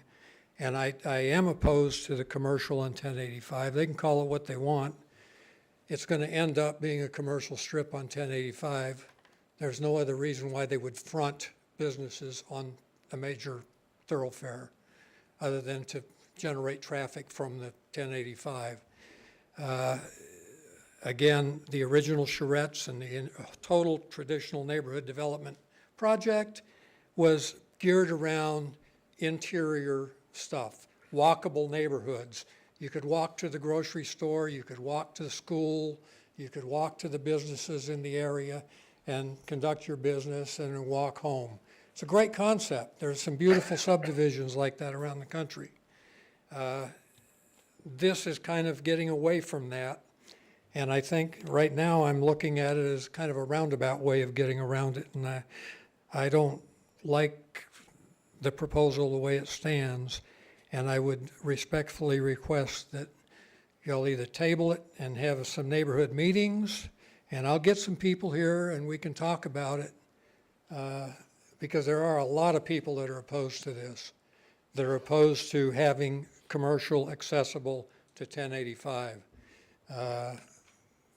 That's all I got to say. Thank you. Thanks.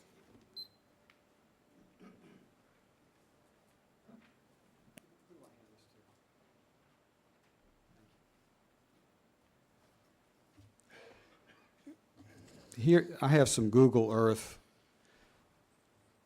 shots of the way the area looks.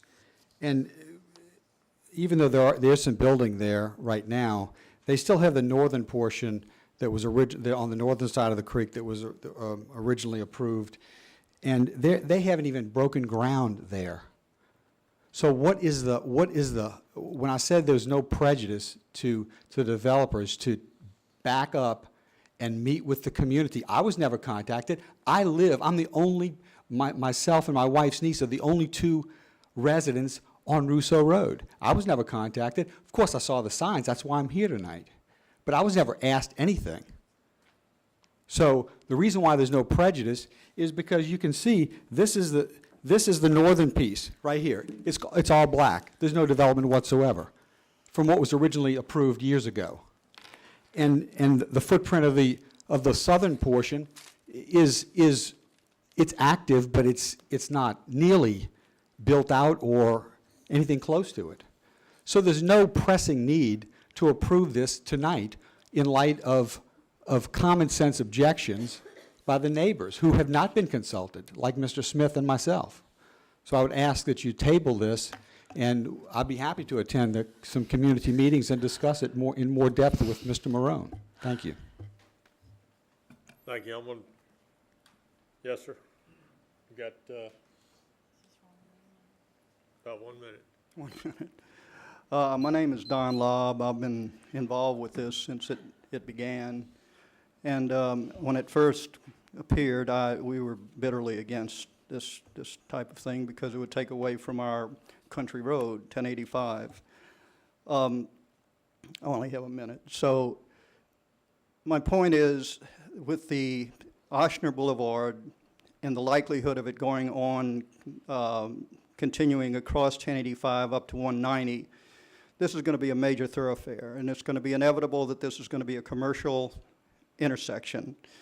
And so what is logical to me is to keep it in as good a perspective as we can. I have a real faith in Tarabella and how they've performed thus far and how they're, I want to believe, going to continue with that theme. And if anybody is going to be involved in it, I'm glad it's going to be them, because I'm afraid of anybody else coming in there and doing things that would be contrary to their concept. And so Paul has agreed to have me go ahead and try and keep the shrubbery and things that we can that are ideal in that area so that it is not as blatant as it could be. And so they've been very cooperative with us. They've kept that 100-foot buffer, which is very much appreciated. And so we're trying to get it as good as we can with the logic of how it's going to end up turning out. And so that's my position, and thank you. Thank you. I see no more opposition, so I'm going to close the floor and turn it over to the commissioners. Mr. Davis? Jeff? Paul. Oh, I'm sorry, Paul. Paul, I'll answer the most interesting. I'm sorry, Paul. I'm sorry, Paul. I'm sure you've been called worse. I'm very familiar with the River Ranch thing too in TND. My daughter lives there in Lafayette, and it's a beautiful complex. And I know a lot about this, about the Tarabella. I go out there quite a bit, looking it over, and it's really a beautiful design. I do like the idea of the addition of the mixed family in here, because there is a place for mixed family in PUDs. You have to recall that in a PUD, diversity is the key to that, and this is what it's all about for new design work. So I'm just saying, I really like the way you have it all managed well, and I believe, of course, I wouldn't see why you would have a mixed family residential unit that wouldn't add to the benefit of the entire Tarabella. Absolutely. So I think that's a very good point and stuff like that. But good job. Thank you. Mr. Matthews? Jeff, Paul? Yes, sir. I know you, Paul. Thank you. Let me ask a question, see if I understand correctly. The concern about the commercial fronting on 1085, the 4 lots just to the, what is it, east of Russo Road, those don't front 1085. They do not. Okay, there would be no access to those from 1085. That is You'd have to correct. go into Russo Road or this, I guess it's your main entrance over here on the That's side. correct. That's Okay. correct. Now, the other 3 lots to the west of Russo Road, there will be access to those from 1085.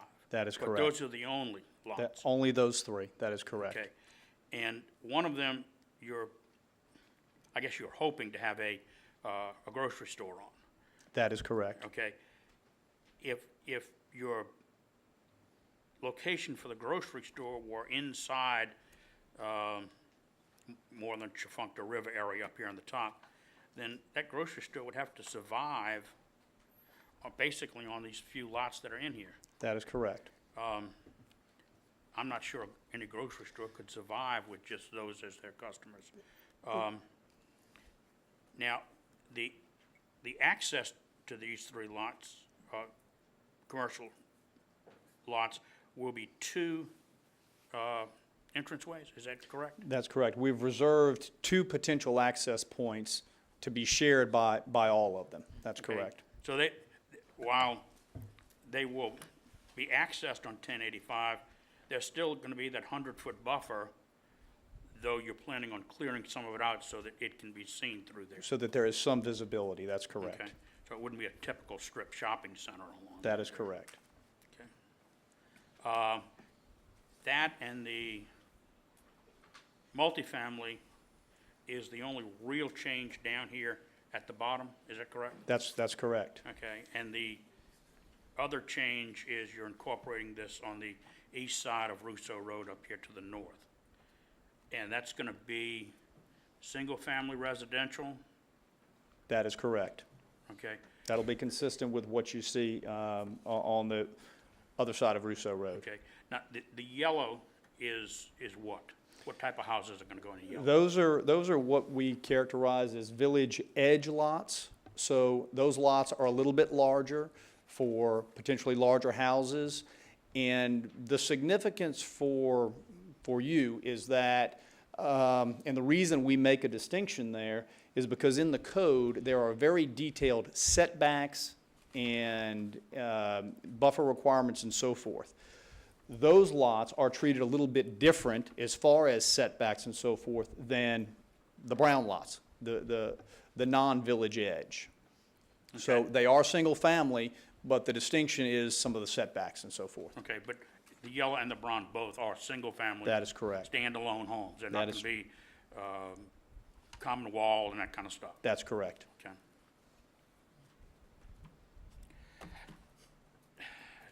I've been through here, surprisingly, and I didn't really think I would, but I like it. Thank you. Mr. Vanilla? Paul, Yes, sir. with regard to the 3 lots that are to the west, Yes. is it correct that the 100-foot buffer, other than the entranceways, will be maintained? Yes. Okay. Secondly, the aesthetics of the buildings that will go in there are consistent with the master plan of the facility. So again, in looking at River Ranch as a potential example, facades are consistent with the master plans. So if a brand name were to go in, that they may actually have to change the facade to comply with what the planning has been for the entire complex. That's exactly right. The same criteria as somebody building a house or one of the smaller offices in the existing development will apply to those commercials. Those plans are going to have to go to Steve Oob. He's going to have to review them in light of the regulations, and they'll ultimately have to be approved. So those same criteria are going to apply. Thank you. Thank you. Mr. Matthews? One more question. So Yes, sir. what you're saying is, if on one of these 3 commercial lots, you put a McDonald's, it's not going to look like McDonald's? It is not gonna, it is most likely not gonna look like any McDonald's that is in St. Tammany Parish, I'll say Okay. that. Interesting. All right. Ms. Casabon? Yes, I commend this. This is a phenomenal development in the way they're doing it, and because some things have changed, there is a need to, I look at it as like a living document, that we need to look at it and revamp it, and as long as it stays within our original thoughts and plans, that I feel like we're just moving stuff around, I'm gonna make a motion to approve. We have a motion and a second to approve, and you're making your motion on zoning case 04-10-83? Is that correct? Okay. Any discussion? Please vote.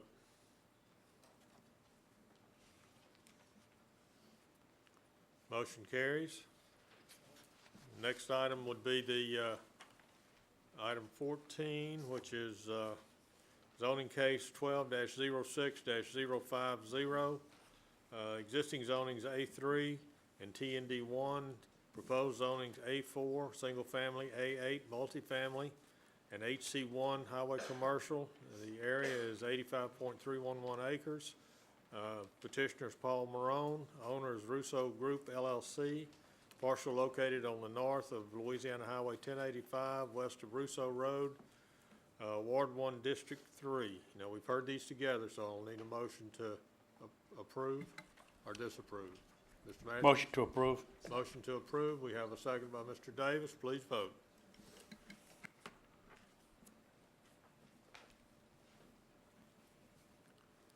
Motion carries. Thank you.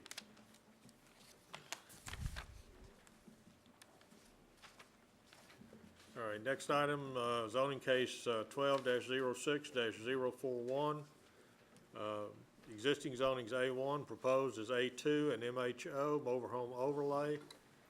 Area is 2.179 acres. Petitioners Nicole Latour, and owner is David and Nicole Latour.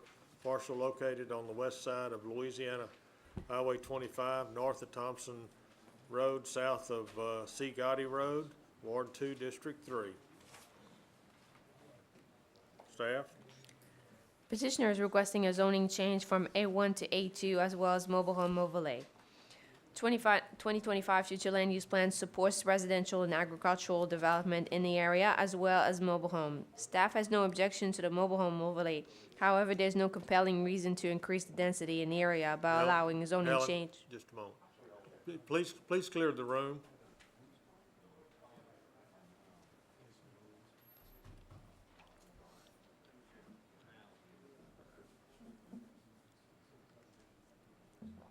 Please clear the room so we can continue the meeting.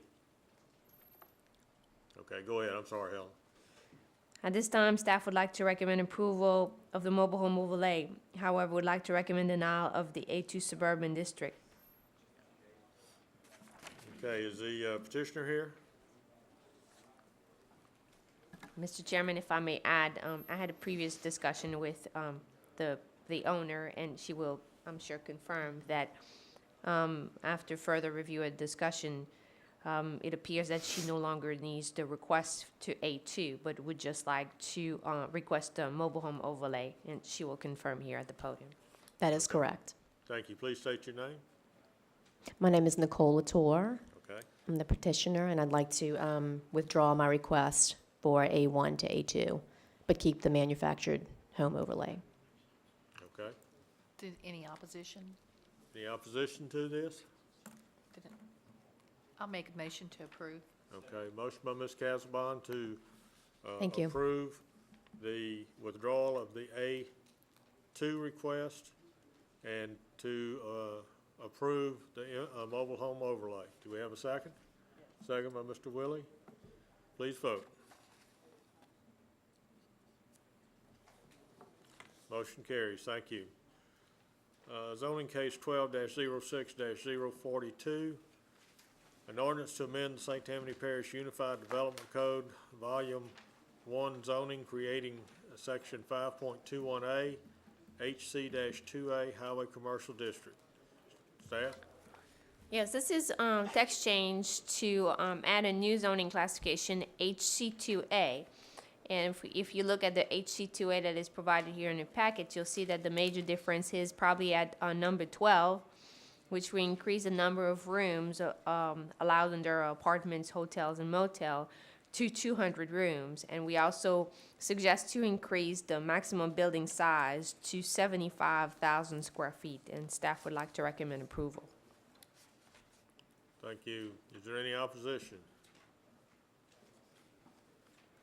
Please state your name. My name is Carl Hernandez. I'm not necessarily opposed to this. What I'm opposed to is this major change without some additional modifications to the requirements.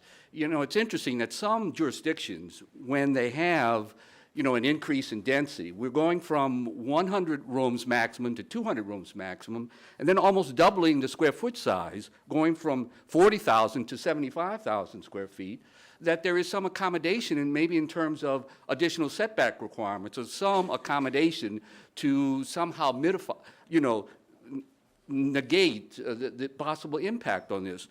And it's interesting that there are no other changes with this. So it's presumed that in the only possibility, of course, exists if there's a recreational, residential development close by, then of course, but it's the same requirement under the existing HC2 right now with that. So this addition, which would obviously increase the doubling in size of the rooms in the lodging, it could be apartments, hotels, motels. It's interesting that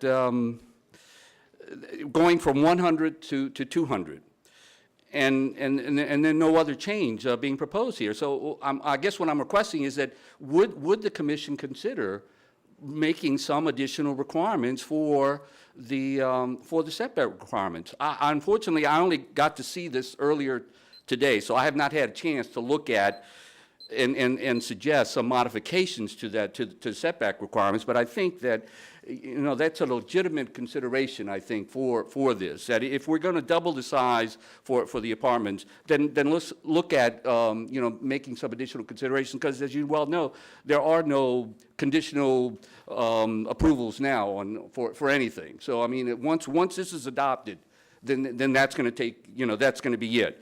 And I'm assuming, and it's all probability, I'm guessing that there's probably someone waiting in the wings right now for this to take place, so they can go ahead and proceed with the doubling of the size. Because I'm guessing that they're probably in an HC2 right now, or something very close to it, and now they're going to increase it now to with this addition. And obviously it's going to be some kind of lodging that's obviously going to take place.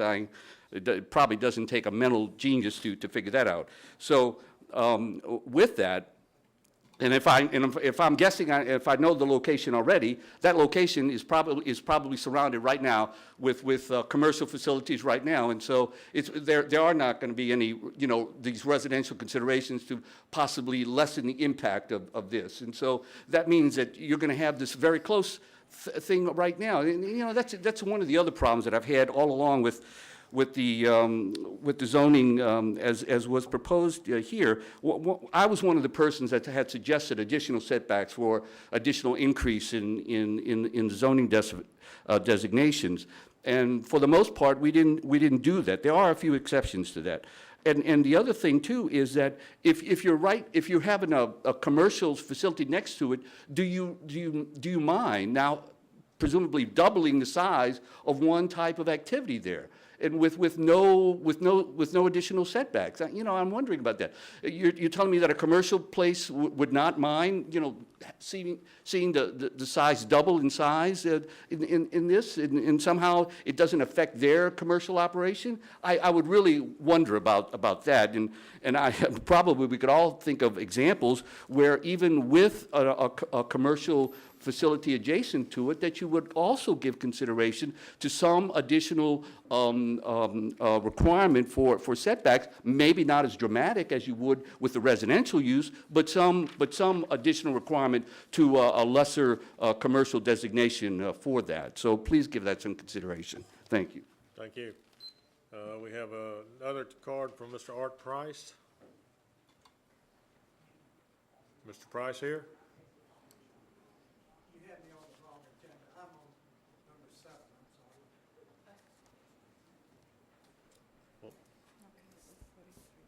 Okay, you're on 43. Okay, we have Larry Breland. He's on number 7 also. Okay. I saw Mr. Fontenot come in, so he probably has some comments.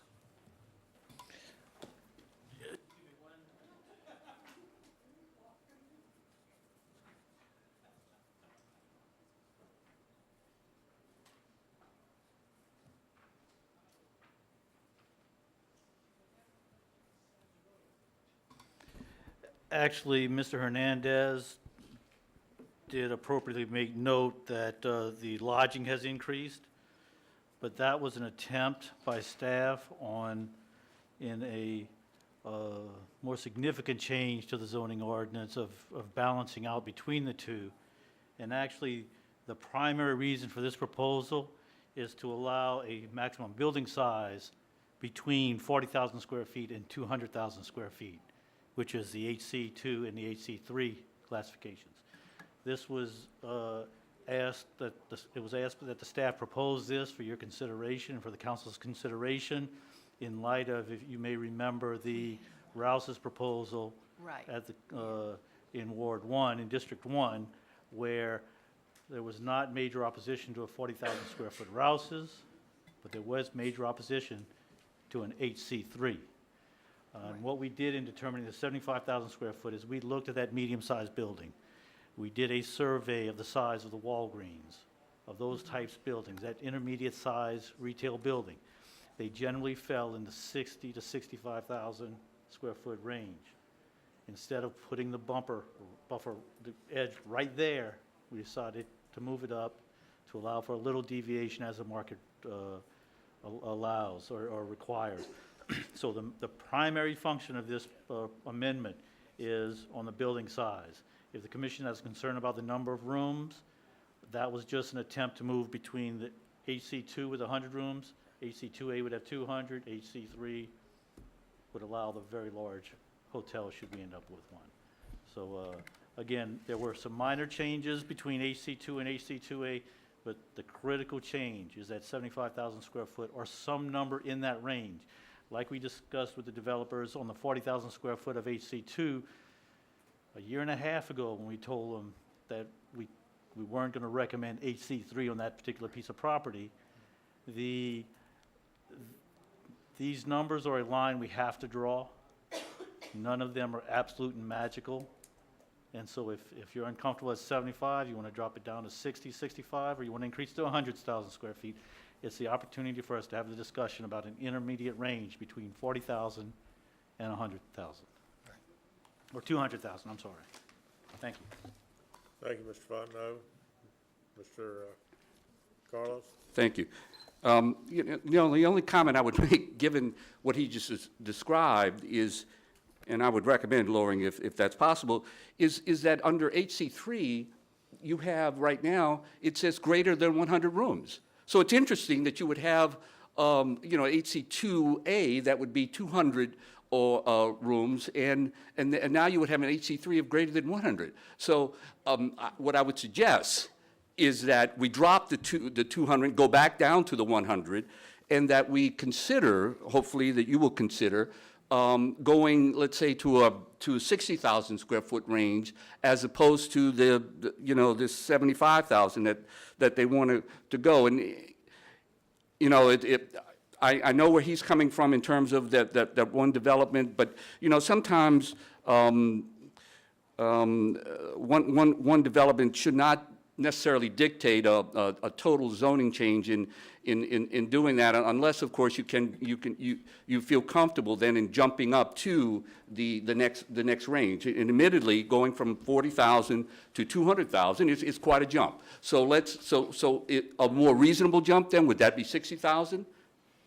Possibly. Or would it be 100,000? Well, why not 190,000 then? Okay, Okay. thank you. Thank you. All right, I'm going to close the floor and turn it over to the commission. Mr. Matthews, I believe, had his on first. Yeah. Sydney, we have a couple of places, I think, in the code where we need to find that middle ground between two different designations. And now that you said that, now I really understand where you guys were going with this. While Carlo has a point that the HC3, number 6, says more than 100, we probably ought to have that changed to more than 200. Well, it could be 300.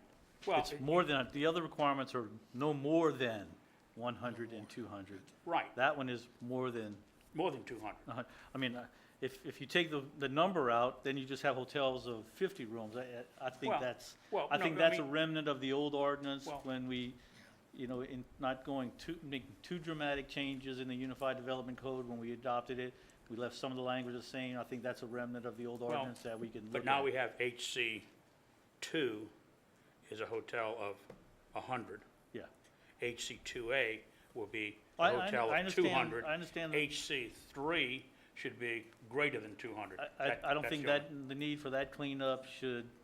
Oh, no, hamper no, this. no, no, no, no. I'm That's just my saying, only- this that's is my something only you might point. want to look at next month or the minute Correct. after that.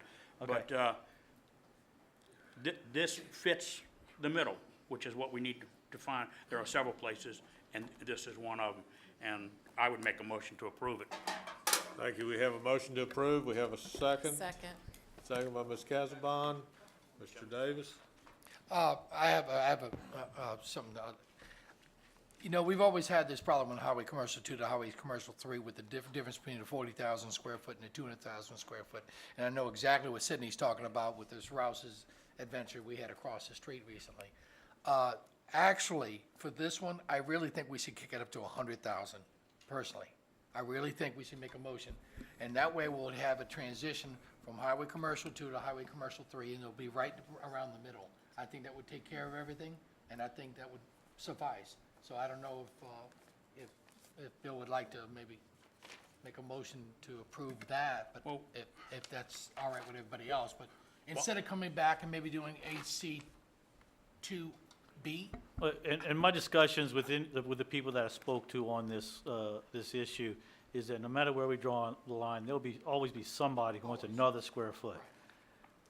So you need to set the line and provide the line in the best place, and that's the way it'll need to be. And if it becomes a problem, like the one development, we're not making this change for one development. I agree with Mr. Hernandez. One problem development is not a reason to change your ordinance. But in this case, it demonstrated an issue with the ordinance that we need to at least consider addressing.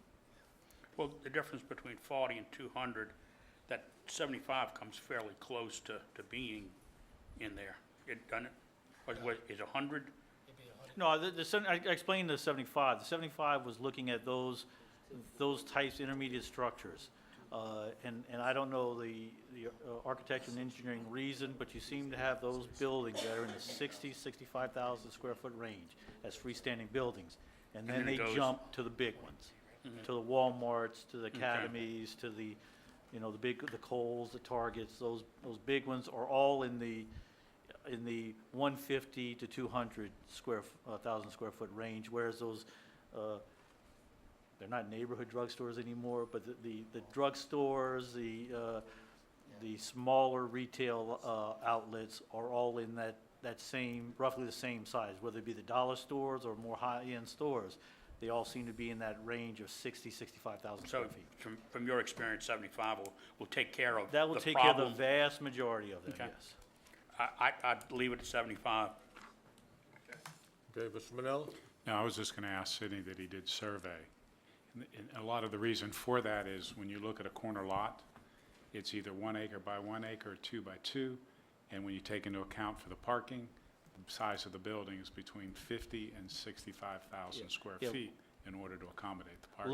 Luckily, with the equipment that we have, I don't have to go out and measure buildings anymore. I pull up aerials and I'm able to, because they're geo-referenced, I'm able to actually sit there and I did the new Walgreens and CVS that's going up here. All those, they were all fairly new stores that I did. And actually, some of the original Walmarts are all in that same range. Those drugstores and that type of stores have approached what the original Walmarts were when they first came to St. Tammany Parish. The large grocery stores, the Rouse's, and that type of store, the Albertsons. Thank you. Celeste, I believe you seconded the motion, or was that Ms. Casabon?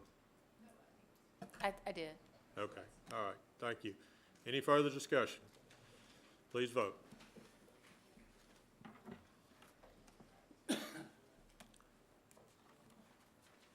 Motion carries. Thank you. Zoning case 12-06-043. Existing zoning is A4A, single-family residential. Proposed is A4A, single-family residential and mobile home overlay. The size is 15.414 acres.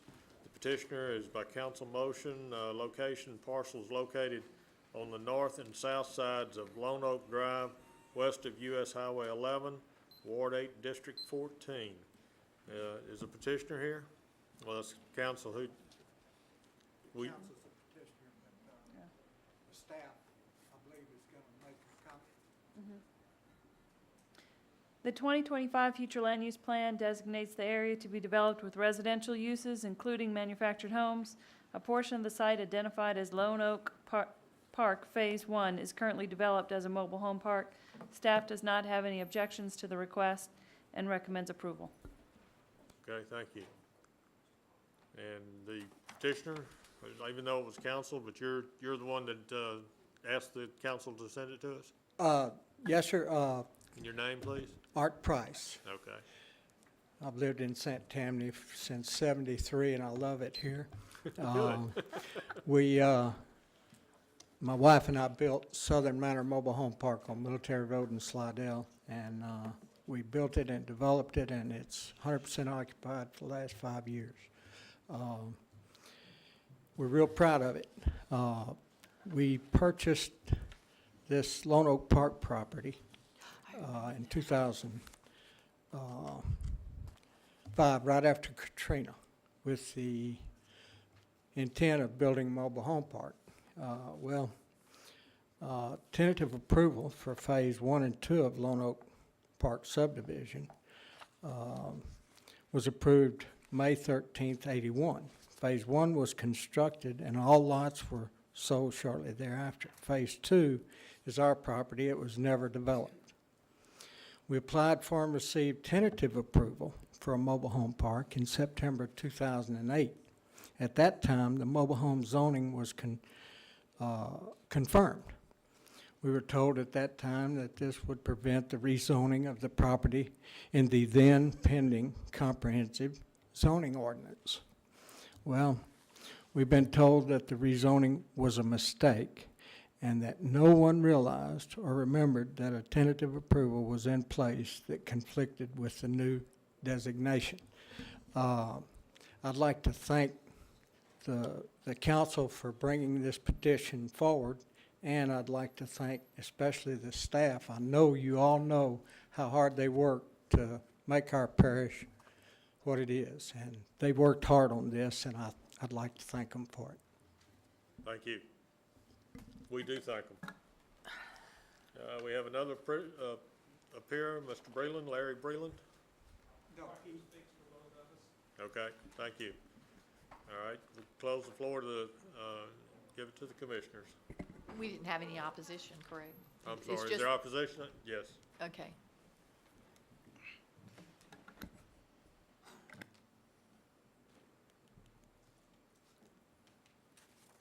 Yes, my name is Rick Couste. I live at 161 South Cherrywood.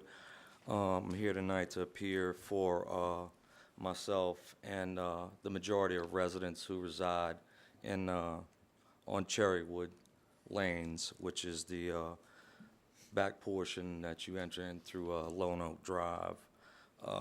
We wish to, it's already been filled out. Already did one. Turned it in. We do not wish that that portion on the north side and south side of Lone Oak be rezoned. We wish it to stay as single-family dwelling only. And I also have a signed petition by the majority of the residents in that subdivision, and their request that it remain single-family dwelling home only. Okay, if you'll give the petition to the staff, we'll make it part of the record. Is there any other opposition?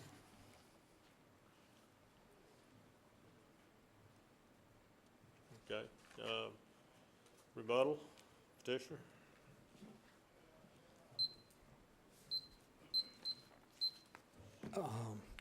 The only thing I can say is that originally it was zoned for mobile home park, and then it was taken away from us. And I purchased the property with the intent of building a mobile home park, and all of a sudden, after getting approval to do that, I couldn't do it.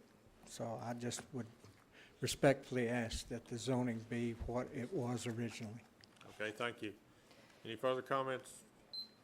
Okay, thank you. I'm going to close the floor, turn it over to the commissioners. Mr. Matthews? Yeah, the gentleman that's in opposition, would you come back up a second, please, sir?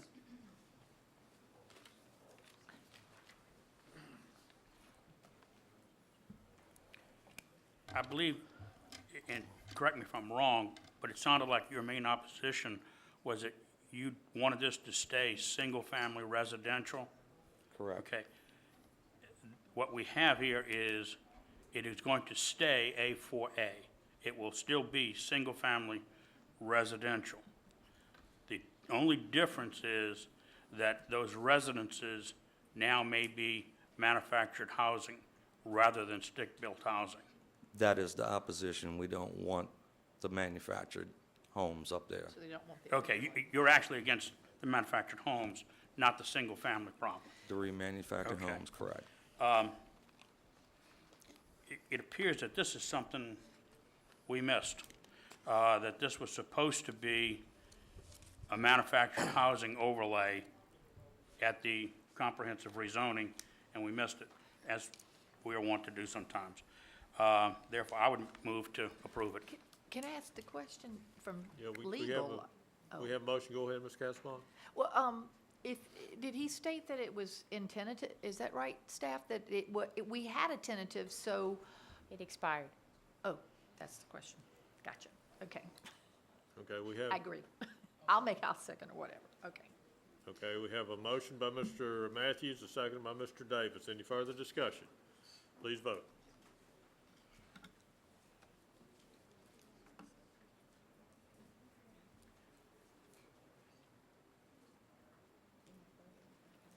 Motion carries. Thank you. Zoning case 12-06-044. Thank you. Existing zoning is A3, proposed zoning A3 with a mobile home overlay. Size is 12,500 square feet. This comes to us by council motion. Parcel located on the north side of Donis Drive and west of Donia Street, being 36237 Donis Drive, Slide L, Ward 9, District 14. Is someone here? Please come up. Staff, you have a. The 2025 future land use plan calls for residential development in this area, including mobile homes. There is an abandoned mobile home on the property. Staff has no objection to the request for rezoning and recommends approval. Okay, please state your name. My name is Tarangela Harris. Okay, thank you. We have a card on her. You understand what the staff has said? Basically, from my understanding, is it approved? They're for it? The overlay? They've recommended approval, Okay. yes. I have no comments then. Okay, I'm gonna turn it over to the commissioners, see if they have any questions for you. Okay. Mr. Matthews? There is an abandoned mobile home on the property now, is that correct?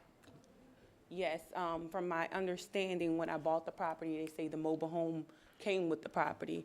However, the condition of the mobile home, it would require too much work for me to put into it. So I was planning on, my intent was to move my mobile home to the property. All right, To do what a are you swap. planning to do with that other mobile home? You planning to remove it? Yes, Okay. I don't know if we can we require that, Helen? it was, That it would have to be done, because it would be actually two mobile homes on that property. Okay, as long as you understand that that other mobile home has to come off the property, yeah, for a swap out. okay?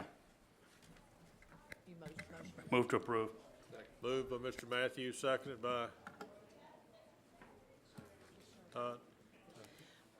All right. Please vote. Mr. Chairman, Yes, ma'am. I have a request that, I mean, we finished, I'm sorry, it passed, okay.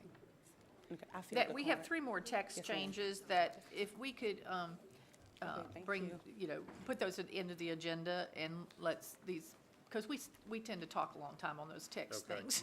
motion carries on 043.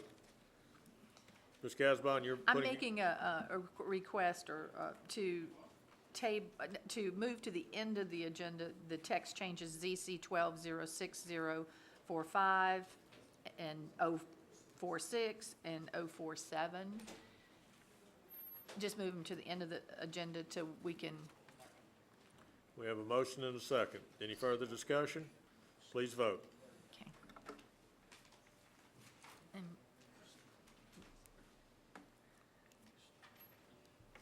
Motion carries. Thank you. Okay, next one is zoning case 12-06-044, A3 Suburban District, requesting A3 Suburban District and Manufactured Housing Overlay. I thought we just. We just did that. We just did that one, yeah. Okay. It would be Going to 48. 48. All right, zoning case 12-06-048, existing is A3, proposed is NC1. It's a 1 acre tract. Petitioner is Jack T. Hopper. Owner is Adam Thomas. Parcel located on the west side of Pearl Street, north of Carl Avenue, being Lot 5, Square 14, Pearl Acre subdivision, District 8, Ward 8. Mr. 2025. Go ahead, staff. The 2025 future land use plan designates the site to be developed with single-family residential uses.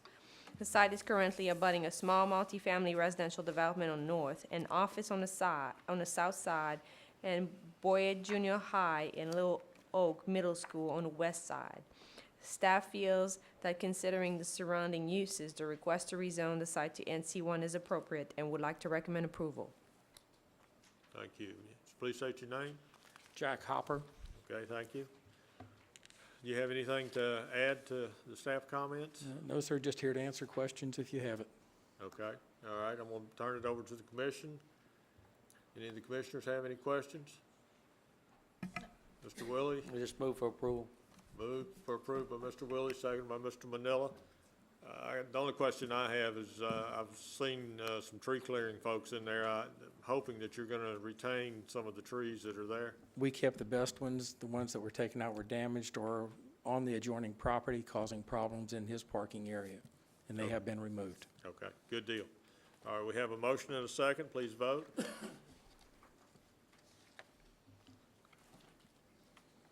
Motion carries. Thank you very much. Thank you. Zoning case 12-06-049. Existing zoning is HC2, highway commercial, proposed is A2. The area is 1.97 acres, comes to us from Parish Council motion. Parcel located on the south side of McKinney Road, north of Shortcut Highway, west of I-10, being 1750 McKinney Road, Slide L, Ward 8, District 14. Staff? Yes, Mr. Chairman, the request is to rezone from HC2 to A2. There's currently a house on the property, and in order to bring it to, to standards, to make it meet, the zoning requirements, it was, staff had no objection to the request. However, I had a discussion with Mr. Hall today, And maybe after looking at, the possibility we had, it may be better to suggest to keep the zoning as HC2 and amend the request to a rural overlay, which would make the single-family residence an appropriate use for the site. And then, the underlying zoning would remain the same. Okay. And I think, if I'm not mistaken, the petitioner is here to confirm. Yes, Okay. Lauren Kaufman-Navarre. I'm here on behalf of the property owner, Shannon Lips, and I'm here to simply express her consent and desire to keep it there and just do the rural overlay. Okay. So you're wanting to, Keep just the amend HC2 it designation. to, withdraw the HC, let me look at it again. To amend the change request, to no longer change to residential, but to keep it HC2 and just Take add it the rural HC2 overlay. and add the rural overlay. Okay, I'm gonna turn it over to the commissioners. Mr. Matthews? I got one question. Maybe Neil can answer this. If they're gonna try to, if they get a loan or something like this, the banks may have a problem if it's not zoned correctly. But with the rural overlay, that should cover that? You took care of my explanation. Okay, I just That wanted to. purpose. That's exactly why we're here. Okay, to confirm my question, thank you. Move to approve. Moved by Mr. Matthews, seconded by Mr. Davis to approve. Please vote.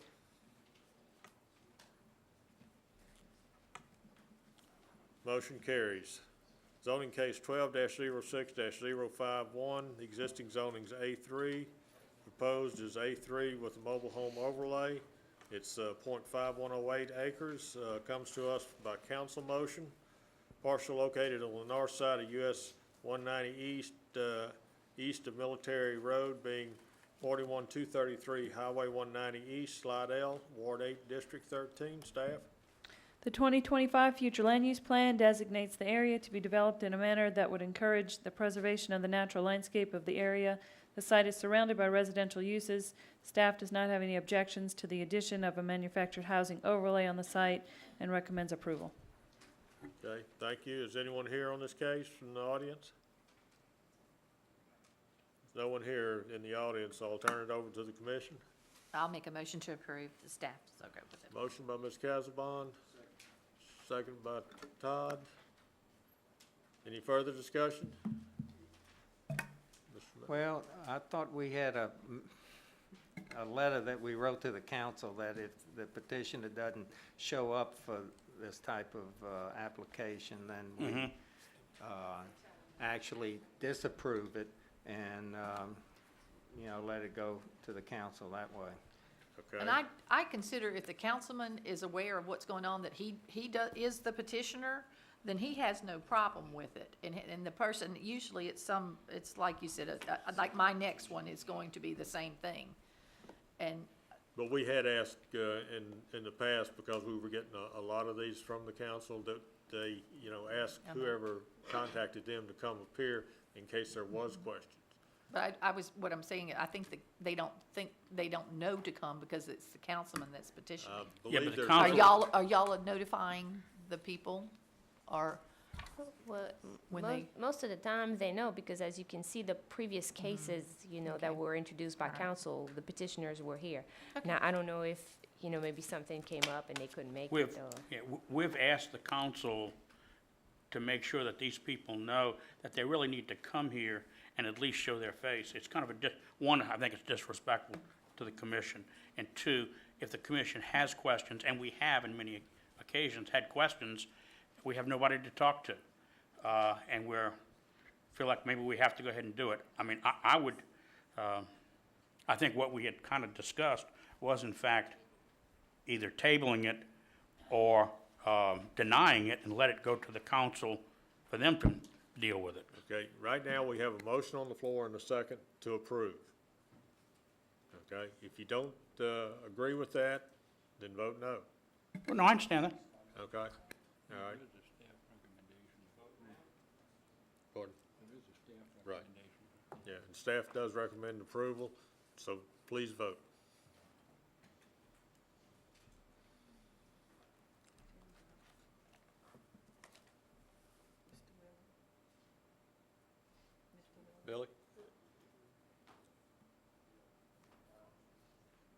six yeas and 2 nays. My vote would go with the prevailing side, so the motion would carry. Thank you. Let's see, zoning case 12-06-052. Existing zoning's A1A, proposed is HC2. It's a 1 acre tract. Petitioner is a council by motion of 513, parcel located on the north side of Ronald Reagan Highway west of Penn Mill Road, being 15319 Ronald Reagan Highway, Covington, Ward 3, District 3. Is anyone here on this case in the audience? This is one that I'm talking about, that it was our mistake, that this was in the comprehensive, that it is actually, the Casertas, tree service, and they park. It's between a used car parts place and a repair thing. And this is one of those that we accidentally missed, or we zoned it A1A, and it's a highway, it's always been highway commercial. So I'll make a motion to approve. Okay, we have a motion by Mr. Casabon, a second by Mr. Willie. Mr. Matthews, Well, yeah, this is, same thing. this is one of the ones that the person really should be here. From what we have from staff, we know it's a commercial business. Is it a commercial business that should be HC2, or should it be something else? That I have that as a question, and there's nobody here to answer it. So that's a problem, and that's why I think we ought to insist that the people come before us to answer those questions. But if I know the area and I just stated that it is. Turn your mic on. Turn your mic on. And I just stated, in a little respect, that I know the area and that it is commercial between junk, used car, they take parts away, and a shop that, and you can see on your map that it says that it is commercial, that, you know, the question, if I can answer the question. I don't have any doubt that it should be commercial. My question is, should it be HC2? I don't know. If I knew exactly what was being done, then I could answer my question. That's why the person ought to be here. Bill, Mr. Shane has come up to the mic and asked for a moment to speak. So with the commission's concurrence, I will allow Mr. Shane to speak. Well, I have the floor. I'll ask Mr. Shane to speak on the behalf of whoever it is. Thank you. Thank you. I'd really like Paul to speak for me, because I think Paul had a little more rhythm tonight than maybe. I noticed that Paul Jeff thing, and I think from now on I'm Paul. So if I can maybe go 20 years younger, 20 pounds lighter, and come up with a little more hair, I might do a little better. No, I thought it might be helpful on this case for you to know two things. Number one, the two petitioners were here this evening. They were the two young men sitting in the back right corner. I know them for a lifetime and have represented their business. I did not know they were coming this evening. They went home because their wives told them that the crying babies wanted daddy. So if you saw those two young men slip out about 30 minutes ago, rightfully or wrongfully so, I want you to know they did care and they were here. Number two, though, it may be good for you to know, as it relates to the nature of that business, that is stump grinding, heavy equipment repair, school bus storage, and other type uses for, I'm going to tell you, 25 years that would only fit in HC2. I just tell you that as a local resident and a guy that's represented them and knows their business. So if that helps you. Thank you, Mr. Shane. My point is that we really do need the people to come rather than rely on secondhand information. I understand, Mr. Matthews, and apparently from what Mr. Shane has just told us, they did make an effort to be here. It's just that our meeting has gone on quite a bit longer than it normally does. So we have a motion and a second on the floor to approve. Please vote.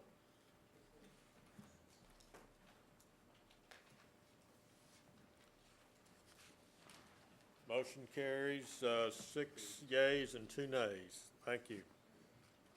All right, let's see. Do y'all want to take up the ordinances now, or do you want to take the plan review? You said at the end of the agenda, basically, Wait, just let the people that have been waiting, I don't know, I don't know who's, yeah, let's do the plan review. Okay. all right. Okay. Whatever. Plan review, or PR 12-06-002. The use is variance of the required PCO landscaping requirement. Highway 21 Plan Corridor zoning is HC3, Highway Commercial District. The petitioner is Sterling Properties LLC / Dick Sy. Owner is St. Tammany Parish Fire Protection District Number 2.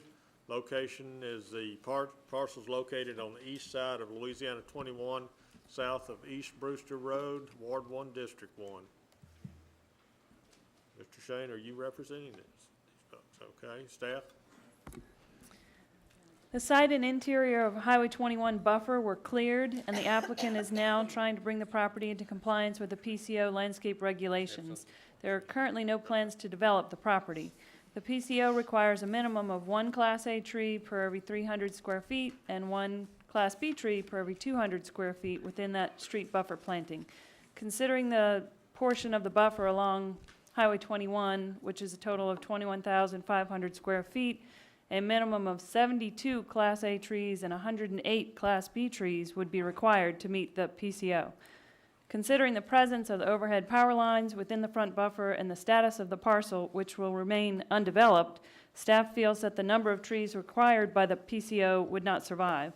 Staff proposed a lesser amount of trees, which mirrors the commercial landscape buffer for the depth of the buffer and the length of the street frontage.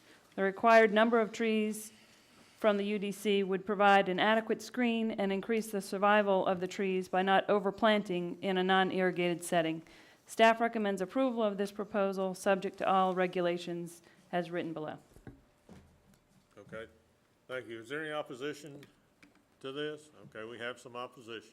So, Mr. Shane? Thank you, Mr. Doherty. Again, Jeff Shane of Jones, Fussell, and Covington, and I represent both the landowner, St. Tammany Parish Fire District Number 2, as well as the petitioner, Sterling Properties. In this case, it is regrettable that a mistake was made and that approximately 15 feet of a 50-foot protected or planned corridor buffer area was cut during the time of the clearing. There was a clearing permit issued, and staff believes that as a result of the clearing of that 15 feet, that perhaps 5 or 6 trees that otherwise should not have been cut were in fact cut. Again, that's regrettable, and to the extent that that occurred, obviously my client, Sterling Properties, wishes that had not occurred. As a result of that, we work closely with staff trying to come up with a suitable landscape plan to grow it back. And this area, if you are familiar with it, is on the south end, if you will, of the Sterling development at Highway 21, the southeast quadrant of I-12 and 21, which is a commercial shopping center.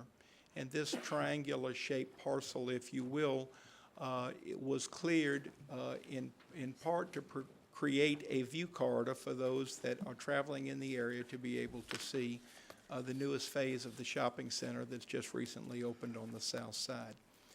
After meeting with staff, as the report indicates, it was suggested by staff that the best remedy were 44 plantings, 22 Class A, 22 Class B.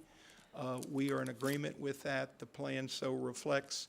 We believe that there will be a variety of species that will not only provide the aesthetics that the corridor deserves, because it's a well-preserved corridor as a result of the regulations, but we also think these are species that should give reasonable year-round green coverage, which again we recognize to be very important. So with that having been said, we hope that you will follow staff's recommendation, approve this plan as submitted, and then it will be our job to do a good job to get that buffer back in shape. Thank you, Mr. Shane. Let's see, we have Mr. Lauren. You wish to speak? I hadn't seen him in years.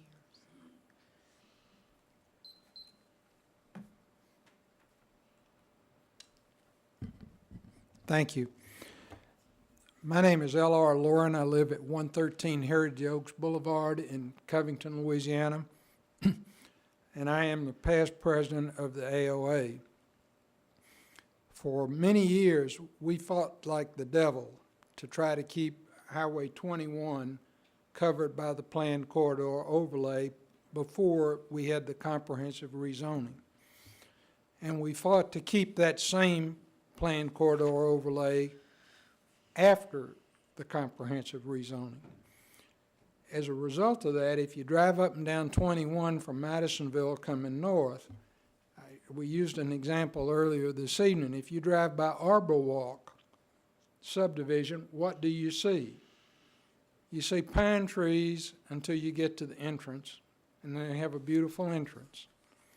And if you drive by Natchez Trace, you see the same thing. You don't drive down the road and see a picket fence, a bunch of fences down the road. And I think it leaves the ambiance to our area the way we desire it to be. With that in mind, this area that we're talking about here tonight is covered by the planned corridor overlay. Inadvertently, for whatever reason, some trees were cut down that shouldn't have been cut down that were in the planned corridor overlay area. There's a proposal on the table to plant 22 Class A trees and 22 Class B trees. There's also an agreement that what I confirmed with Mr. Shane earlier this evening that they will maintain not only the tree area, but that area that you have on, if you have a copy of it, that designate where all the remaining trees are. They'll maintain that area. And that keeps what we're trying to keep on Highway 21. The only thing that I would ask, I'm totally in support, and I respectfully request that you all approve this. The only thing that I would ask for, if you look at the Class A trees, it could be pine trees, green ash, red maple, several different trees, and the Class B trees could be wax myrtle and some other kind of trees. I would like to see a little detail about what we could do to make it like a landscaped area, leaving them more open space, viewing space for their shopping center, which is what they're trying to do, but also maintain the integrity that we're trying to maintain for the planned corridor overlay. And for those reasons, I would, again, respectfully request that you approve this. Thank you. Mr. Goodwin?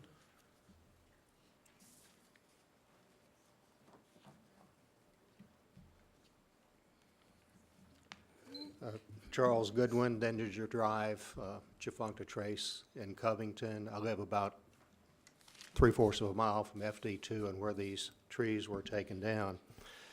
And pardon me, I'm not good at public speaking. I'm scared beyond description. So if I kind of get fouled up, spot me a little. I promise you, we haven't bid anyone yet. So. I have been to some of the fire department to board meetings, talked with Chief Stein, and I think it'd be a fair description to say that this has had an enormous amount of miscommunication, lack of communication, and some of the agreements that they thought were being made weren't being made. Trees, according to the fire department and Chief Stein, were not supposed to be cut down over 6 inches. Jeff told me this evening he wrote that contract, and somehow or another that did not get put in. So as a result, we really have a problem. And given now that we know what the problem is, what is the solution? Part of the solution is addressed with the proposed replacement of the plants. My contention is that, I'm somewhat in agreement with Pug Lauren on this, that really needs to be reviewed. The gist of what I would request is to make sure that what is being proposed actually provides the intended purpose. The intended purpose is to replant and have good visual barrier. Not total, certainly adequate. what I'm seeing is some of these trees are going to grow quite high. That means at some point, CLECO is going to have a problem in trimming them out of the way of those power lines.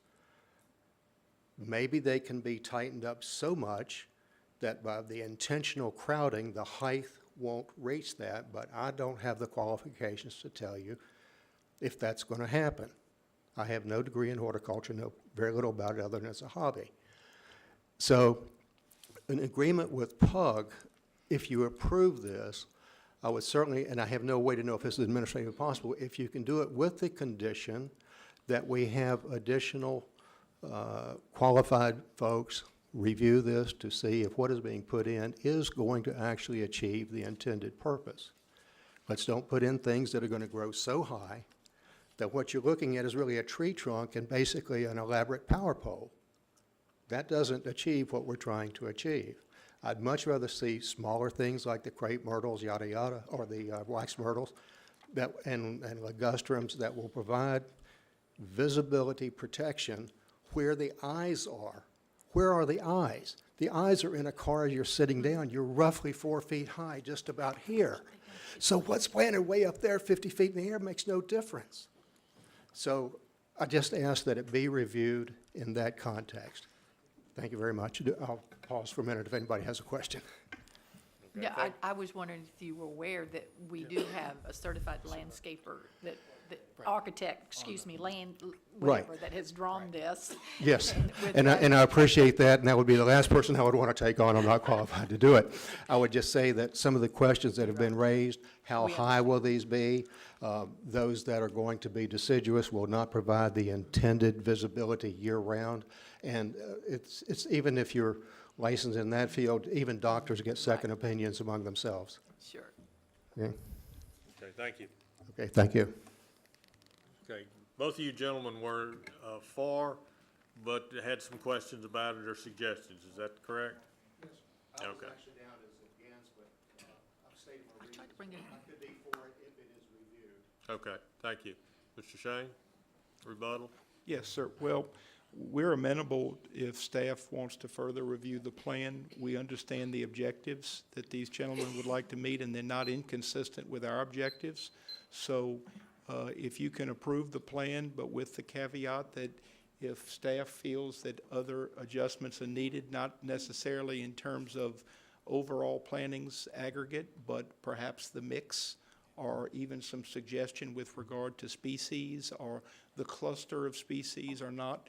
Any of those things within reason are agreeable with us because we want it to look nice. It's the also the front door to what we think is a vibrant commercial shopping area, but we recognize that it needs to be consistent to some extent with the green corridor that's been created there. So if you would grant the approval, but with the understanding that if staff has recommendations, we understand that we need to work with them. Okay, thank you. You have any rebuttal? Okay, all right. So I'm going to close the floor and turn it over to commissioners. Mr. Matthews? Jeff, will you go on record that you will work with, your client will work with staff to try to achieve the objectives that these two gentlemen have said? No. You won't? Oh, good. Then we're going to disapprove this sucker right now. I guess I wasn't. I guess I wasn't clear. And No, I'm no, sorry. I just want to I make sure thought- that it's for the record that you do, you are agreeing to do that, and with that caveat, I'll make a motion to approve. Absolutely, because we understand that that's what you want, that's what they want, but it's also what we want. So absolutely, yes, sir. Okay, we have a motion and a second. Any further discussion? Please vote.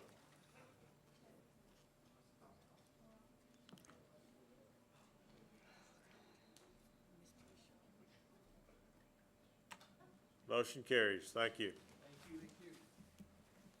All right, we'll go back to the ordinances that we had moved to the end. Zoning case 12-06-045, an ordinance to amend the St. Tammany Parish Unified Development Code, Volume 1, zoning, Section 5.19A, PBC, Planned Business Campus, relative to height regulations. Comes to us from Parish Council, motion on 4-5. Staff? Yes, Mr. Chairman, here, as you can see, this is a request to reduce the maximum height from 100 feet to 70 feet, and staff recommends approval. Thank you. Anyone here opposed? Mr. Hernandez? I'm not opposed. I'm curious that we're going down. My question is a legal question, I guess. When would this take effect? Right now, today, presumably, even though there is this typo to 100, it's clear to me that it's 100 feet. That when would, assuming that the zoning commission and the parish council both approve this change, when would the change take place? Because if you're zoned right now, PBC 1 with a 100-foot max, when would the 70-foot take effect, is my question.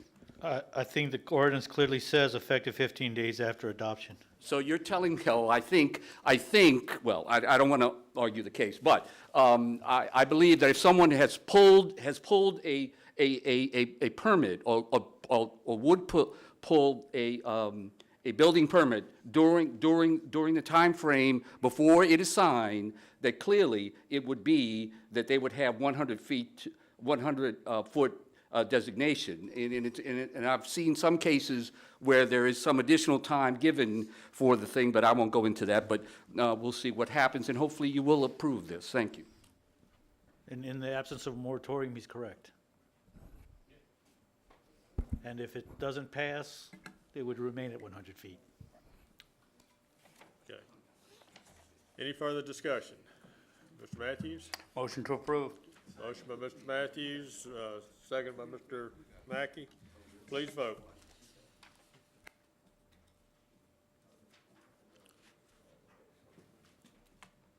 Motion carries. Zoning case 12-06-046, an ordinance to amend St. Tammany Parish Unified Development Code, Volume 1 zoning, Section 5.29, MD3 Medical Facility District relative to the height regulation in Section 5.29A, MD4 Medical Research District relative to buffer, setback, and height regulation. This comes to us from by Parish Council motion on 4.5. Staff? If you go to the second page, item D, so between the distance of 100 feet, and now no portion of any building shall exceed 70 feet. So basically what we're moving is that in 250 feet from the common property line, no portion of any building shall be 75 feet. It's just to simplify the language here and make it a lot easier to be understood, and also when it comes to apply the regulation. So basically, between the distance of 150 feet and greater, no portion of any building shall exceed 70 feet. Okay, thank you. Mr. Hernandez? Thank you. I just want to point out a typo that's in the ordinance, and to correct that, and that's under the first one. The Parish of St. Tammany hereby ordains, it reflects MD1, when I'm obviously they're reflecting, or they should be reflecting MD3. So that's a typo that needs to be corrected. Thank you. Okay, thank you. You concur with that, Sidney? Yes, sir. If you look at the section numbers, it is section 5.2904, which is MD4. Okay, thank you. All right, turn it over to the commissioners. Any questions? We need a motion, gentlemen. So moved. Moved by Mr. Matthews, seconded by Bill. Any further discussion? Please vote. Mac.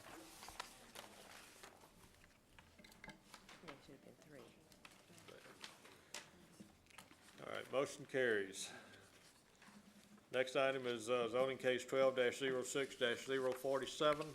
An ordinance to amend the St. Tammany Parish Unified Development Code, Volume 1, Section 5.27.02, MD1, and Section 5.2802, MD2, relative to permitted uses. This comes to us, Parish Council motion dated 4/5. Staff? This is a request from council to move the uses of nursing home and convalescent homes from MD1 to MD2. I'm sorry. Bill? Just, why are we doing this? In my discussions, this was originally proposed by Councilman Gould. In his discussions with me, he indicated that he had had some complaints in some existing nursing homes and convalescent homes about noise and the proximity of the MD1 districts to residential districts. He saw that as a potential problem. So he wanted to move them into a more intense zoning district, the noise being primarily ambulance service. Okay, makes sense. Motion to approve. We have a motion to approve, seconded by Mr. Davis. Please vote.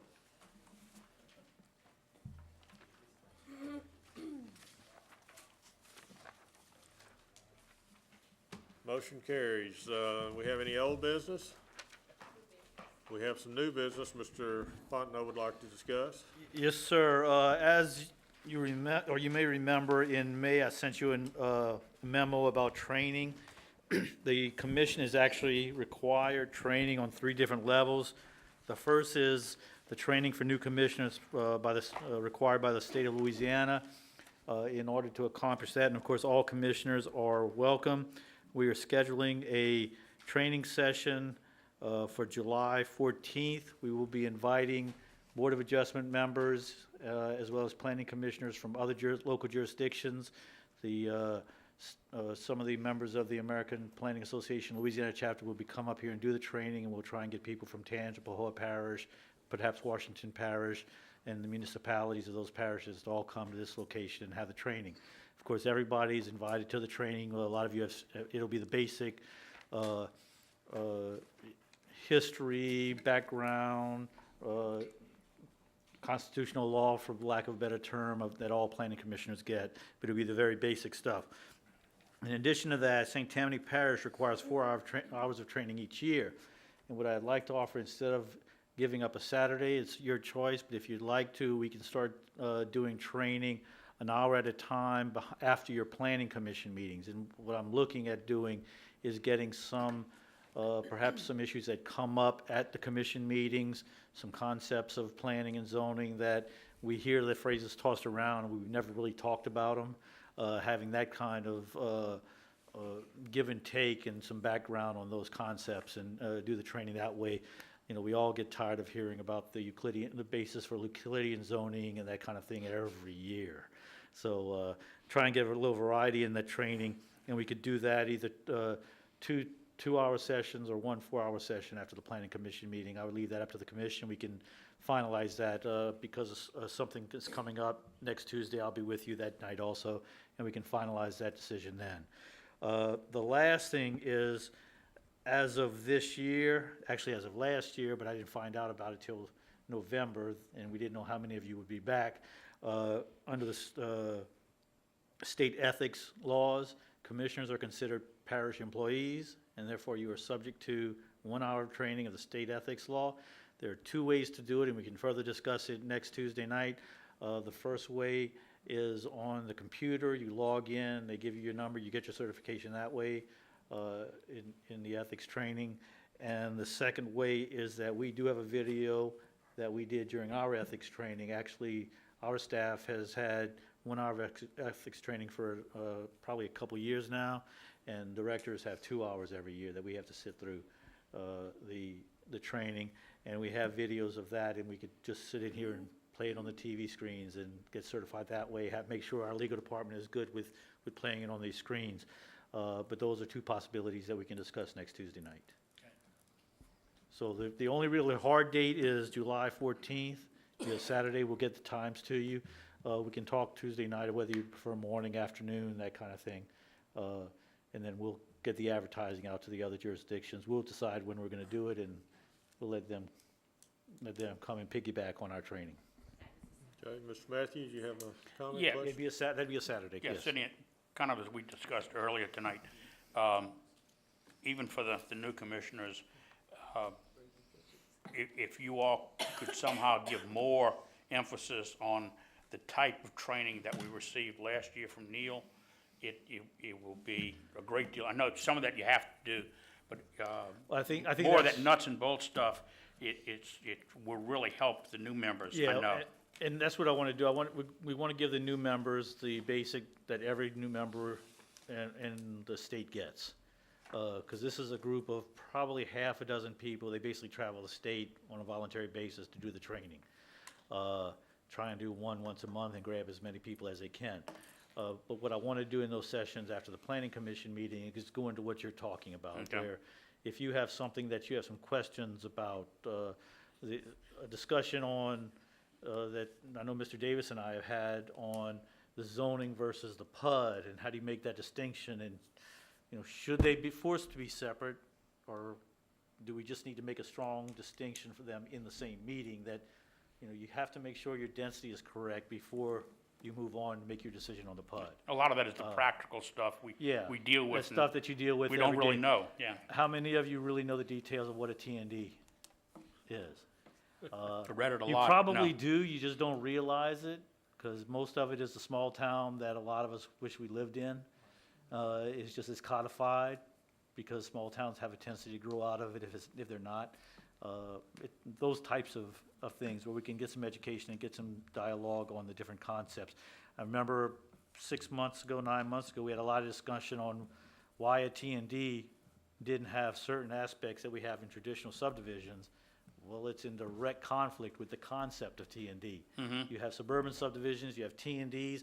Neither one is absolutely bad, but if you have all one way, you don't, you know, when we talk about diversity, a lot of times that's what we're talking about, is giving people the option of living in high density or very low density, and having all of those options for people. That's what we try to do in St. Tammany Parish, is provide all the options for all of our citizens.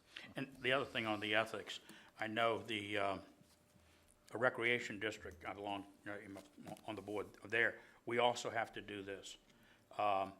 It might be worthwhile for the parish, however we're gonna do it, for us to invite some of those other people to come sit and watch the See, I boring mean, if it's watching the hour-long video, yeah, we can invite people to do that. If it is, I can discuss it with the administration, inviting people to do that. If it's the computer, you do that at home, at, you know, an hour at work, that kind of thing, and you log in, you get a PIN number. Every year you log in, you sit through the video. Hopefully it reinforces something that hopefully you haven't been doing, but you had that question, and you just keep going through it over and over again. In discussions with the rec district, we discussed how most of us will really want to do it on the computer, and we might get around to it, and then we might not, and, you know, it would be easier to say, come here on this date, and we'll do it, and everybody will get it done. Yeah. Because, you know, I know a few of us, myself included, you know, I will be, well, tomorrow I'm gonna sit down and do this, and And that find may out be it's one of 3 our months from planning now. commission training sessions. Is if we can utilize that tape, put the tape in and let it run, and that'll take care of one of your 4 hours for. Right, and just, for the you know, parish requirement. let everybody get that opportunity. Okay, so the hard date is July 14th for the new commissioners, and any other commissioners can come for a refresher. And then 1 hour after the planning meetings for all commissioners for how many meetings? Yeah, that'd be all commissioners, and I understand the planning commission meetings have been fairly quick, so decide not to do it till, what would that be? After 10 o'clock? Yeah. With zoning tends to run a little longer than planning. So how many We have to have 4 hours. Normally, if we start at the beginning of a year, it'd be, you know, we could space them out. This time, we'll just have to squeeze in the next 7 months, 4 hours in the next 7 months. Okay. What about commissioners if they miss a meeting? We'll have to figure something out. Maybe we'll make them sit and watch 2 ethics hours. Well, I mean, quite frankly, next month, I may not be at the next planning meeting. You know, I'm gonna be out of town, but that was a question, what happens then? Yeah, I mean, we'll work around that. Okay, so the will of the commissioners that we add an hour or have this class 1 hour after each planning meeting for the next 4 meetings? So moved. Okay, we have a motion, we have a second. Please vote.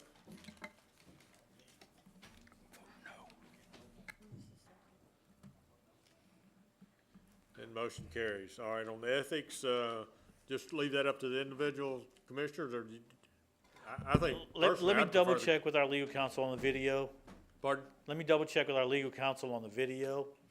I know they talked about, we're talking about our employees doing it on computer. I don't know if the video will be available. If it is, we'll discuss that next Tuesday night. Okay, all right. So. This one? Oh, who seconded the motion, the last motion? Dave, okay, thank you. Do I have a motion to adjourn? Sydney. I heard a motion to adjourn, I believe. Mr. Dave, July 3rd is going to be the first Tuesday of the month. Are y'all going to be able to make July 3rd meeting, or we're going to have something else? As far as I July know, we 4th should is be a able to. holiday. A lot of places won't be around. A lot of people won't be around. You've advertised for the next meeting. Yeah, I think. July 3rd now. I guess. Board Adjustments is going to change theirs to the, I think, to the 10th. Yeah, as far as I'm concerned, we'll go ahead and have it the 3rd, but I'm gonna be in town anyway, and I think if it's already advertised, we're obligated now to stay with the 3rd. Okay. Okay, thank you.